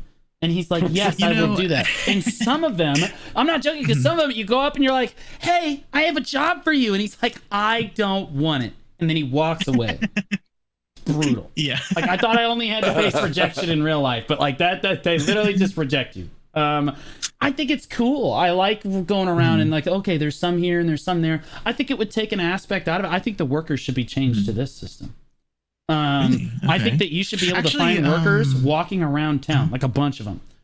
Like if they're just all over the place in various towns, and you could just walk around and like, oh, there's an artisan worker, and then all the players around that guy are just like, oh my gosh, as the first one to run up and hire him. I think that would be good. That'd be kind of cool. Actually, now that you mention it, like doing that for workers. So they mentioned that we can hire uniquely named sailors that have up to like triple the stats. We don't know exactly how we're going to be hiring them. Maybe it's just like finding them as we do it. And so what if we also have, well, we kind of do also have uniquely named workers. You would, if you didn't know, there was like certain workers with special unique perks or traits that nobody else could do. And I feel like that would be super cool to add to the current worker system, is to just have more uniquely named workers. So somebody just compared our current sailor system to the parking lot of Home Depot, and I oh no, God, I don't even know if he can actually technically say that. I think it's probably okay. borderline. But now that he says it that way, maybe it's not the best system. But like, no, I actually super like that. I didn't actually know, Jay, that they were adding some special sailors that were like 3 times. Yeah, they're called first mates. Oh, yeah, okay, the first mate system. Yeah. Okay, yes, and you can only have one of them, that's right? I'm not too sure if you can only have one of them. They just said that we will be able to hire first mates and has like up to triple stats, but they require more cabin size. And so you'll have to like manage your cabin size. I don't know. You better only be able to hire one. Otherwise, you've just ruined Sailor. Like all the rest of them are irrelevant. They're never gonna get hired, and it's just the first mates. You know what I mean? So just like let us have just one would be sick. So yeah, I love all that stuff. We didn't actually talk about the barter system. The bartering got a pretty big update too. Or has it come yet? I'm pretty sure it's here. Well, right? I don't know if it's. I don't think so. I can check. All they mentioned was that they're going to increase the price of level 5 trade goods by 50%, and that's it. I'm pretty sure that's everything. Well, technically, if you're doubling cabin size, that's affecting bartering and and all that stuff, and the currents too. Yeah, and the currents also affect bartering in a big way because see now you can do your Margoria run from anywhere. Before it used to be you had to do the Margoria run exactly the same way every single time. If you were going to go out into Margoria, you had to sail a specific way every time, otherwise the currents would just turbo you. I actually kind of liked that. I liked the currents. I think I found out over recently that I'm the only one that liked dealing with currents. But I think it makes Crocs way easier to not have to deal with currents is my biggest thing. Yeah. And then the worst is hitting the -50 trying to get into Bill. It's so stupid. I forgot. You must have a really bad boat. Do you have a really bad boat? I've got a Furia Caravel. Oh my god! Every time I hit that spot, it's just like almost a dead stop, and it takes me like an extra 5 minutes to get through it. I'm like, okay, it'll get there eventually. Yeah, absolutely. Yeah, if you have a bad boat, the wind's blowing against you too, so then you don't even get the sails, and you're just like, all right, I live here now. I kind of liked it just because it deterred people from going out into the ocean unless you had like either you had some balls or you had a proper boat. Now you can just sail into the ocean. And there's nothing really stopping you from doing that on like a raft. If I'm being honest, the only thing that might stop you is if you sail directly into a black rust or a nine. Honestly, the nine sharks. The nine sharks are like the lowest snakes of the ocean. Like those things just run you down. The lowest snakes of Kama Sylvia, you're trying to get power leveled at like it used to be at trees. You're trying to get power leveled, and the lowest snakes were just like it's open season, boys. They would just come up to you and they would kill you. It's obnoxious. Yeah, the nine sharks will chase you forever. But like, I don't know. I kind of like the current system. The fact that they're taking it away, I guess, is overall good. It's just a buff to ocean content. But I don't know. I kind of enjoyed it. It added a dynamic. There was one more thing that they've never really touched on ever was getting sailing XP for someone to possibly ever reach Guru, because right now isn't it like kind of impossible to reach Guru? I've seen some master like years and years and years. Yeah. I've seen some master 26. They've addressed it once or twice, and every time they address it, I'm like, that's all you did. They were like, we understand that originally we designed it and we may have fucked up a little bit because it would have taken somebody 98 years to reach Guru sailing. Doing the dailies every day, so we halved the amount of experience. I'm like, you what? Like, so it's still ridiculous. It's still way too difficult to get sailing EXP. That needs to be brought down tremendously. But there's a lot of stuff with sailing. If you want to get into that, that's a whole podcast by itself. It's like they need to do to fix that. It's Pandora's box. I'm gonna let that go for now. I'm just gonna pretend that didn't happen. As far as the bartering changes go, I do like the fact that they're buffing the T5 barter mats. That's really good. They need to buff them more. I actually don't think it was enough. I think 30% on the T5 mats is not enough. They literally need to double it. Like almost more than double it if they're gonna make bartering actually a viable thing anymore.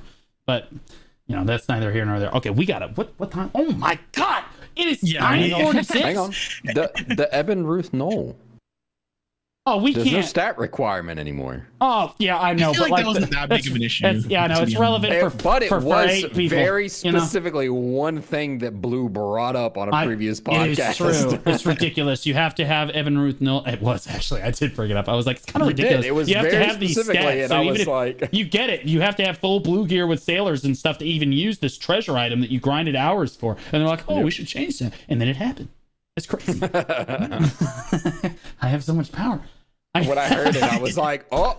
I was like, there's another yeah. I mean, I old still news don't have it. So fucking bingo board over here. Right, Like, exactly. Yeah, absolutely. I think that the Evan Ruth Null is a pretty substantial change. I just wish it was, and honestly, with the Crocs changes, like the current being taken away, it'll make Crocs a little bit easier. Maybe Evan Ruth Null will be just a little bit more common, and it'll help appeal to those players. Eventually, I'm gonna get a hankering for it. It's building like a demon inside me. Like I'm gonna want to go out there and I'm gonna want to get that thing, and it's gonna kill me, but I'm gonna do it. It's gonna kill me, but I'm gonna do it, and then it's gonna be relevant for me. It's gonna be history at 2.0.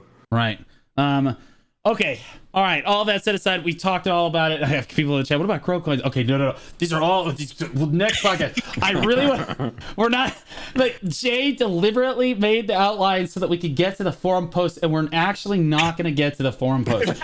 This is ridiculous. Save it for next time. It's ridiculous. Yeah. It's next time. Ridiculous. For real this time. Yeah, I know. We promise this time, guys. All right, because we haven't talked about Awakening Maegu yet, and I want to know your guys' thoughts on this because I just came back and there's no. I'm like, it's released. Yes. Where is everything? Then the crickets started chirping. Why is no one playing it? Like, what's going on? So what happened? What went wrong here, Jay? So, I think so.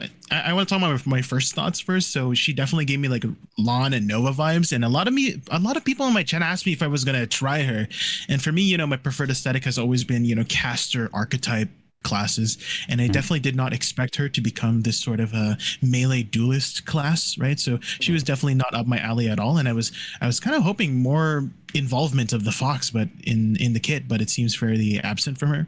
And in terms of her mechanic, it looked a little complicated. I don't know if I'm understanding this correctly, but it seems very like when I was sifting through some of the comments in the trailers and videos on Awakening Maegu, and a common criticism I saw about the class, but it seemed like people have seen this sort of class before, and that's when you were asking me like what went wrong. I don't know if it was wrong, but definitely the criticisms were she seemed like a Lon, a Sork, and a Nova. These classes came up a lot, and it does kind of seem like a little bit similar to Nova's mechanic, where her abilities are are empowered depending on whenever you're like you're properly managing your star's breath resource to properly sustain that Excel stance for Nova.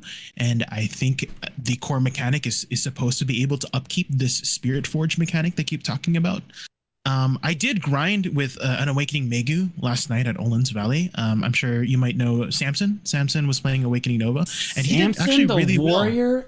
Yes, he was playing Awakening Nova. You're kidding me. Mm-hmm. You can go to my VOD from last night. You can see how well we did. I was actually super surprised about how well we did. We didn't do like top tier numbers, right? So I want to say like he said he only had about 10 hours of experience with her, and we did about 2 hours of Olins together, and we pulled like 5k trash with Blue and Agris. So I would say that's like really good in my books. It might not be like the top tier numbers, like 5.5k plus. So I think we did pretty well for his limited experience. So one thing he did voice concerns, or maybe even praises for, actually, was because it was actually extremely high APM, and since the class does not have her own attack speed buff, so when she gets Z buff and Shy buff, his APM goes absolutely crazy. And he said, verbatim, it was fun as fuck, but I imagine his fingers are not having fun. Well, maybe they are. Maybe so he's it's got high APM. He's playing the piano. So it's a high APM. When, yeah, he said it was extremely high APM when he was playing it at Olin's Valley specifically. One thing I do kind of want to rant about, if you'll let me, is that I do want to. Okay, let me word it really carefully so I don't hurt anyone's feelings. Okay. I feel like nowadays I notice that people seem to equate that not being a top tier, S plus tier class equates to being considered a trash class, which I feel like that mindset is a little bit backwards, because those are the same people asking for balance changes. And so when PA decided to nerf suck Maegu to balance her, they were mad. And in terms of the 26 other classes, I can definitely confidently say there's many other classes that could probably use more help than Succession and Maegu. So that's my rant over. That's it. Wow. No, that's great insight, to be honest with you, because I haven't heard. I had to go to people. I mean, people are asking me for my video, like my Choose Your Class Guy video. because I did one for every class in the game, like how to choose your class, and it's like a little 3-minute rundown. Little plug, but like, but for real though, people are asking for that video, and I was like, dude, no one is playing it. I'm looking for like an expert on the class or somebody that's at least been playing it since it came out. Like I don't have any knowledge. I almost have to tag it myself. Yeah, to try to play it so that I can actually get the knowledge to play it. So yeah, he seems like really good with the class. Oh, Jay, I already DM'd him. You were talking, and I literally I have a DM to him right now. So I was like, oh, hold on. I think I've got a couple of ideas of what went wrong with Awakening Maegu. Number one, from the get-go, it has a really high skill ceiling. So already people are going to hop on it, try it for like an hour in BA, or try it in first time in the Node War, or do something dumb with it. And they're going to realize that, okay, number one, the class has high APM. Number two, the class is a combo-oriented class with you having to focus on keeping your uptime up. So already people are like making judgments about the class based off those two things. That being said, it is in a role that already exists very heavily in the game, and it's not good at it. Yes. It falls under the same category of Suck DK, Sork, Nova, all these dashy assassins, and then you also have the problem of trying to keep your uptime on your Spirit Forge, learn your combos, do them in large scale, do them in PvP, and it's like there's a lot of things that go into that, but the class already existed in like 4 or 5 other different iterations. So it's like if you want to play that, just go tag a Drac, and there's already guides and everything. You don't have to learn anything. You want to do that, go play Nova. And I think its damage is a little lackluster, but I heard a lot of people complain about it this week in Node War. They were like, this is not good. So, but I just think they released a class that already has that niche filled, like on steroids. I could not, but you nailed it. I was gonna have to ramrod it. Like, dude, they have made so many melee assassins. I was making the Choose Your Class Guide series, which means I had to do research on every single class and every single spec, and go find all these good players on all these classes and ask them all these questions. And you know what I found? We got a lot of assassins in this game, bro. We have a lot of melee assassins in this game, like a tremendous amount of. And God forbid you take assassins as a whole, because we have a fair amount of mid-range assassins as well. Yeah, and we made another melee assassin. I mean, Wusa is a melee. Succession Wusa is a melee assassin. Succession Maegu is a mid-range assassin. Awakening Maegu is now a melee assassin. There's a million assassins in this game. Stop making assassins. Okay, that's not why people aren't playing the class.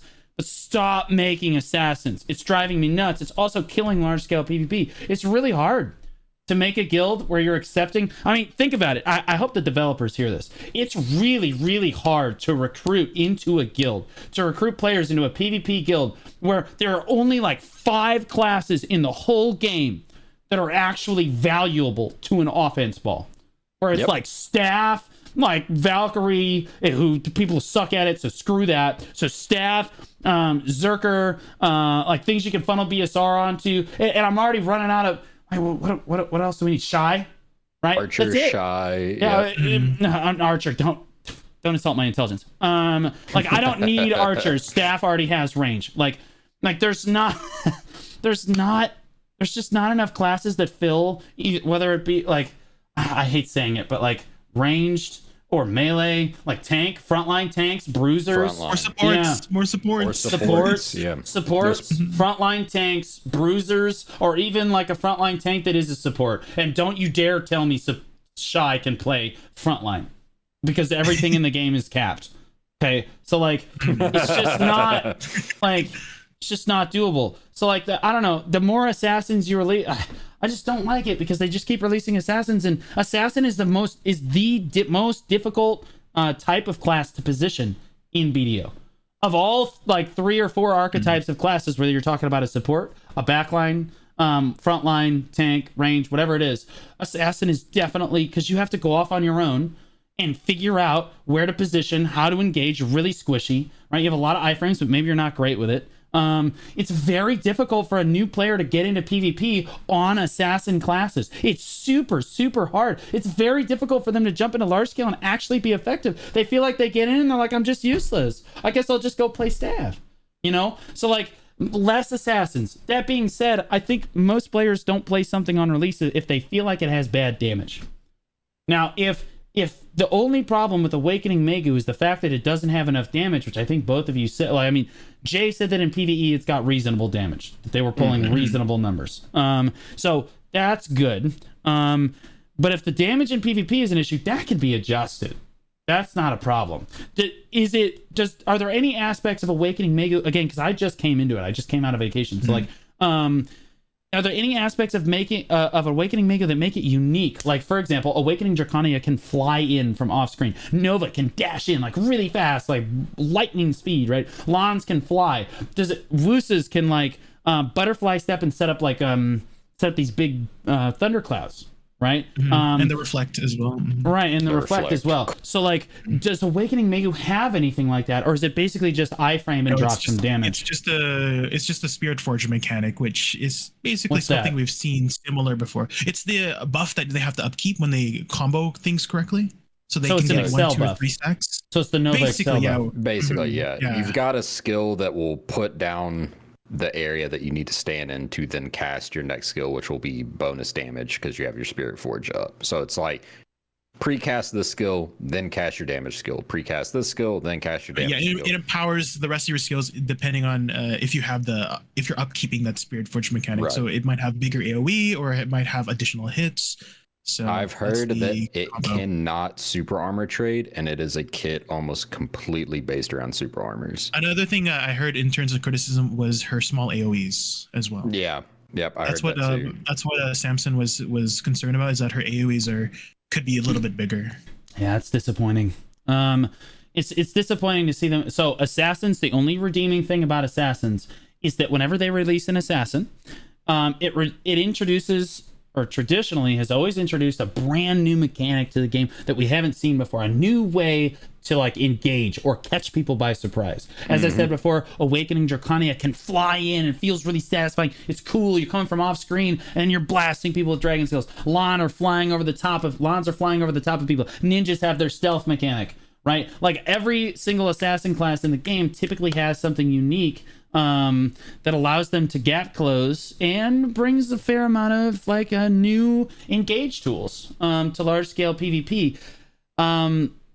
But if this is the way that Maegu has been introduced, it's kind of disappointing because it's going to feel lackluster compared to some of the other classes in the game because you don't have anything really unique about the class. It's just, I'm going to dash in and deal some damage. Okay, let me just throw something out there for you. Why not just play Dark Knight?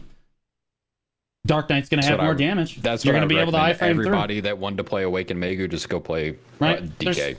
Dark Knight is the staple. They could only make one class really like that, where it doesn't really have anything unique that makes it click. It's just Dark Knight's just, I'm going to iframe through and I'm going to dump some damage on your head.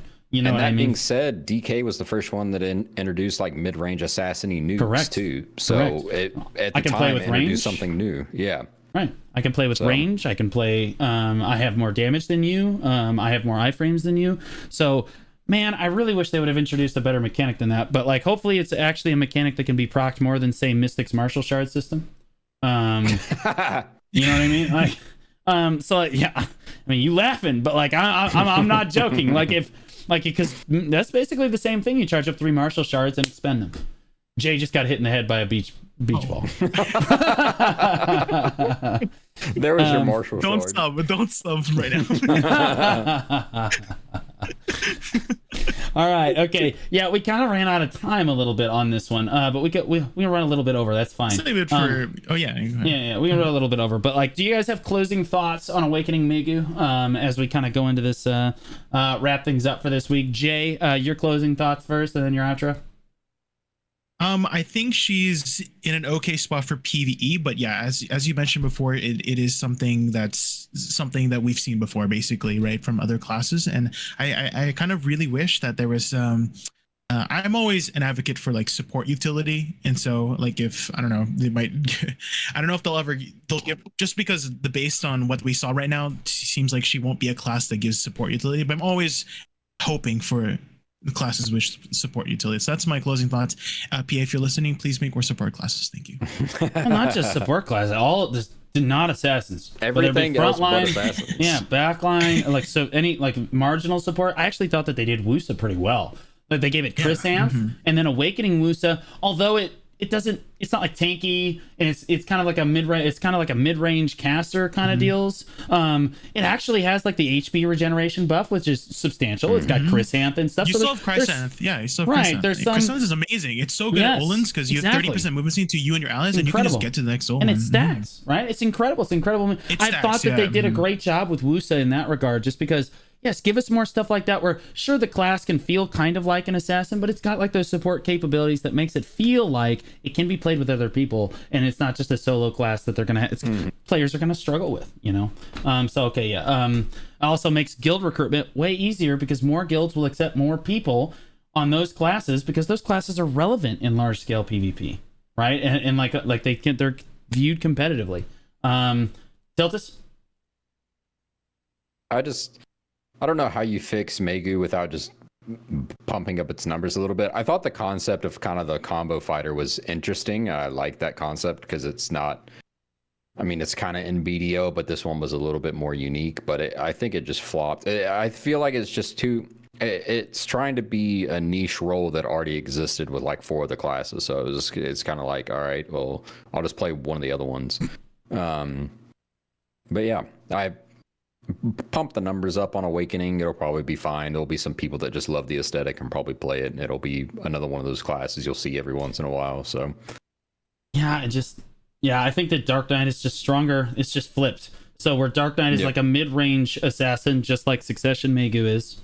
But Succession Maegu was different than Awakening DK in that she had her clone mechanic. At least there was something interesting and engaging about that, right? Like, as much as I hated Succession Maegu, it was interesting to say the least, and it's really satisfying to play. Right. Yeah, I agree. Okay, now we'll go around. No, I completely agree. I think that, yeah, hopefully they can buff it up. It's tough to add mechanics to a class after you've already released it, but like they'll buff the damage numbers up, and then I feel like it's just going to be kind of a relatively lackluster assassin because it just doesn't have any of the tools that some of the other assassins might have in the game. But we will see how it ends up panning out. Jay, you want to do your outro real quick? Hi, my name is Jake Goon. I've been playing BDO for 5 years, and I made Witch before I rolled over to Wusa. I'm always happy to answer questions about the game. You can find me at twitch.tv/JakeGoonVT, before the T. Oh my gosh, he was speed running it. It was like an asymptotic, like he was getting faster as it went, you know? It's right out of nowhere. They asked me to do the outro out of nowhere. I was like, it's the end of the prescription commercials. And a 760. Of course. Yeah. Oh yeah, the gear score number. Yeah. Hey everybody, I'm Tiltus TV. You can find me streaming on Twitch. I stream every day of the week right now. I took a little break last week. Yeah, I'm a huge Dark Souls fan, so if you want to come in my chat and talk to Dark Souls with me, you can. I'm currently leading Flex for Solace, doing my DK arc. I'm back on Awakening DK, so if you want to hear me rage about DK and talk about what it needs because I don't have legs. Oh, I didn't bring this up. Give me my legs back. I cannot do a Mugi on Awakening DK. I do not have legs to stamina through any of his abilities. I ran out of stamina so fast. Give me my legs back. Did you do the journals? Yes, dude. It's insane how quickly you run out of stamina on DK. It's nuts. Maybe you just need to manage your stamina better. No, that's a you issue. Yeah, let me. Yeah, you know what? You're right. Yeah, the breath attack. Yeah, I can definitely manage my stamina better in the breath attack. You know the endurance crystals. You can actually stack infinite of those if you didn't know. There's no group limit for it. We can podcast now. So just let me be clear here. For starters, Awakening DK does not have crazy stamina issues, unless you're positioning poorly. I just want to put that out. It's not for PvP. It's specifically for a Mugi because I literally can't do it because of the breath attacks. Oh well, then you're doomed. If he starts spamming on you, you're screwed. Yeah. You run out of stamina so fast. And I just want to say that there's that. So I agree with that. And then Jay's solution, of course, is to literally say, here is your new crystal setup. And it's I have some tech for you. 16 fucking stamina crystals. Here's what you do. I saw Divios do this. He said, unlock evasion roll. I'm gonna unlock slap evasion roll. you. A lot. I saw Divis using it. I was like, wait, that's crazy. It actually is so good. Wait, Bro, that tech, you know. You know, that's evasion the roll same thing. thing as our PvE iframe, right? I literally don't know if I'll even pop evasion roll. Tiltus, just if lock the you, PvE iframe. Tiltus, Just I'm lock not the gonna PvE lie. and then unlock. if you My evasion man roll, just told me to lock my PvE. I'm losing it. I'm Tiltus, losing if you evasion roll on stream, I'm gonna clip it. It's gonna happen. Yeah, 100%. This guy's been playing DK for 3 years, ladies and gentlemen. The evasion roll. I would die. It's I longer would than die. that. It's been my I main. would I've die. been playing it for like 5, I would 6 die. now. Yeah, I would die. Oh my goodness. But yeah, that might be the tech. He's not wrong. Actually, like I'm meaning it like that. Specifically for a Mugi, I might try it out again with evasion roll unlocked. But that if I have to evasion roll to kill a Mugi because I don't have legs on DK. Oh no, you got legs on that DK. I'm gonna bring the thunder. You got legs on DK. You just ain't got no lungs. There's a difference. All right, she got legs. I can see those. All right. This is the longest outro ever, as my chat is trying to tell me. I am Blue Squadron. I am back from vacation, and it has been content central. Lately, I've been focused on trying to get my my YouTube shorts out and trying to get have my big come out on YouTube. I've got my YouTube series that I just finished not too long ago, which was the How to Choose Your Class Guide series for BDO, which helps new players choose their class correctly in BDO the first time. It also includes all the specs and everything. And now we're working on YouTube shorts and making those like really funny. And the next series that I'm starting to work on now is the large scale positioning in PvP guides, so that I can help guide players a little bit more on how to approach large scale PvP in BDO. So we're going to be pumping out YouTube content all the time, in addition to the Old Moon podcast. You can find the Old Moon podcast on my YouTube channel, JKoonVT, V before the T, YouTube channel as well. I knew he would appreciate it if I said it like that. You can find it on his YouTube channel as well. You can also find us on Spotify and Apple Podcasts by searching for the Old Moon podcast. I usually have them up within a few hours of the podcast finishing live at 8 p.m. on 8 p.m. Central on Tuesday evenings. That being said, all kinds of content happens on this channel, Tiltus TV's channel, and JKoon VT's V before the T's channel. So make sure you guys check out at least one of the three of us. Give us all follows, as it helps reinforce to us that you guys do enjoy this content. And please comment on our videos to see what kind of like topics like help us with the algorithm. Just say like hi or something. Thank you. No, not even just help us though. Why do you gotta ruin it like this? It's not just helping us with the algorithm. We actually look at those comments and we talk about some of those issues next week on the podcast. Jesus, exactly. It's his first day in YouTube. Just give him a break. He's learning. But yeah, for all of us here at the Old Moon Podcast, we will see you next week for episode 18. Have a great rest of your week.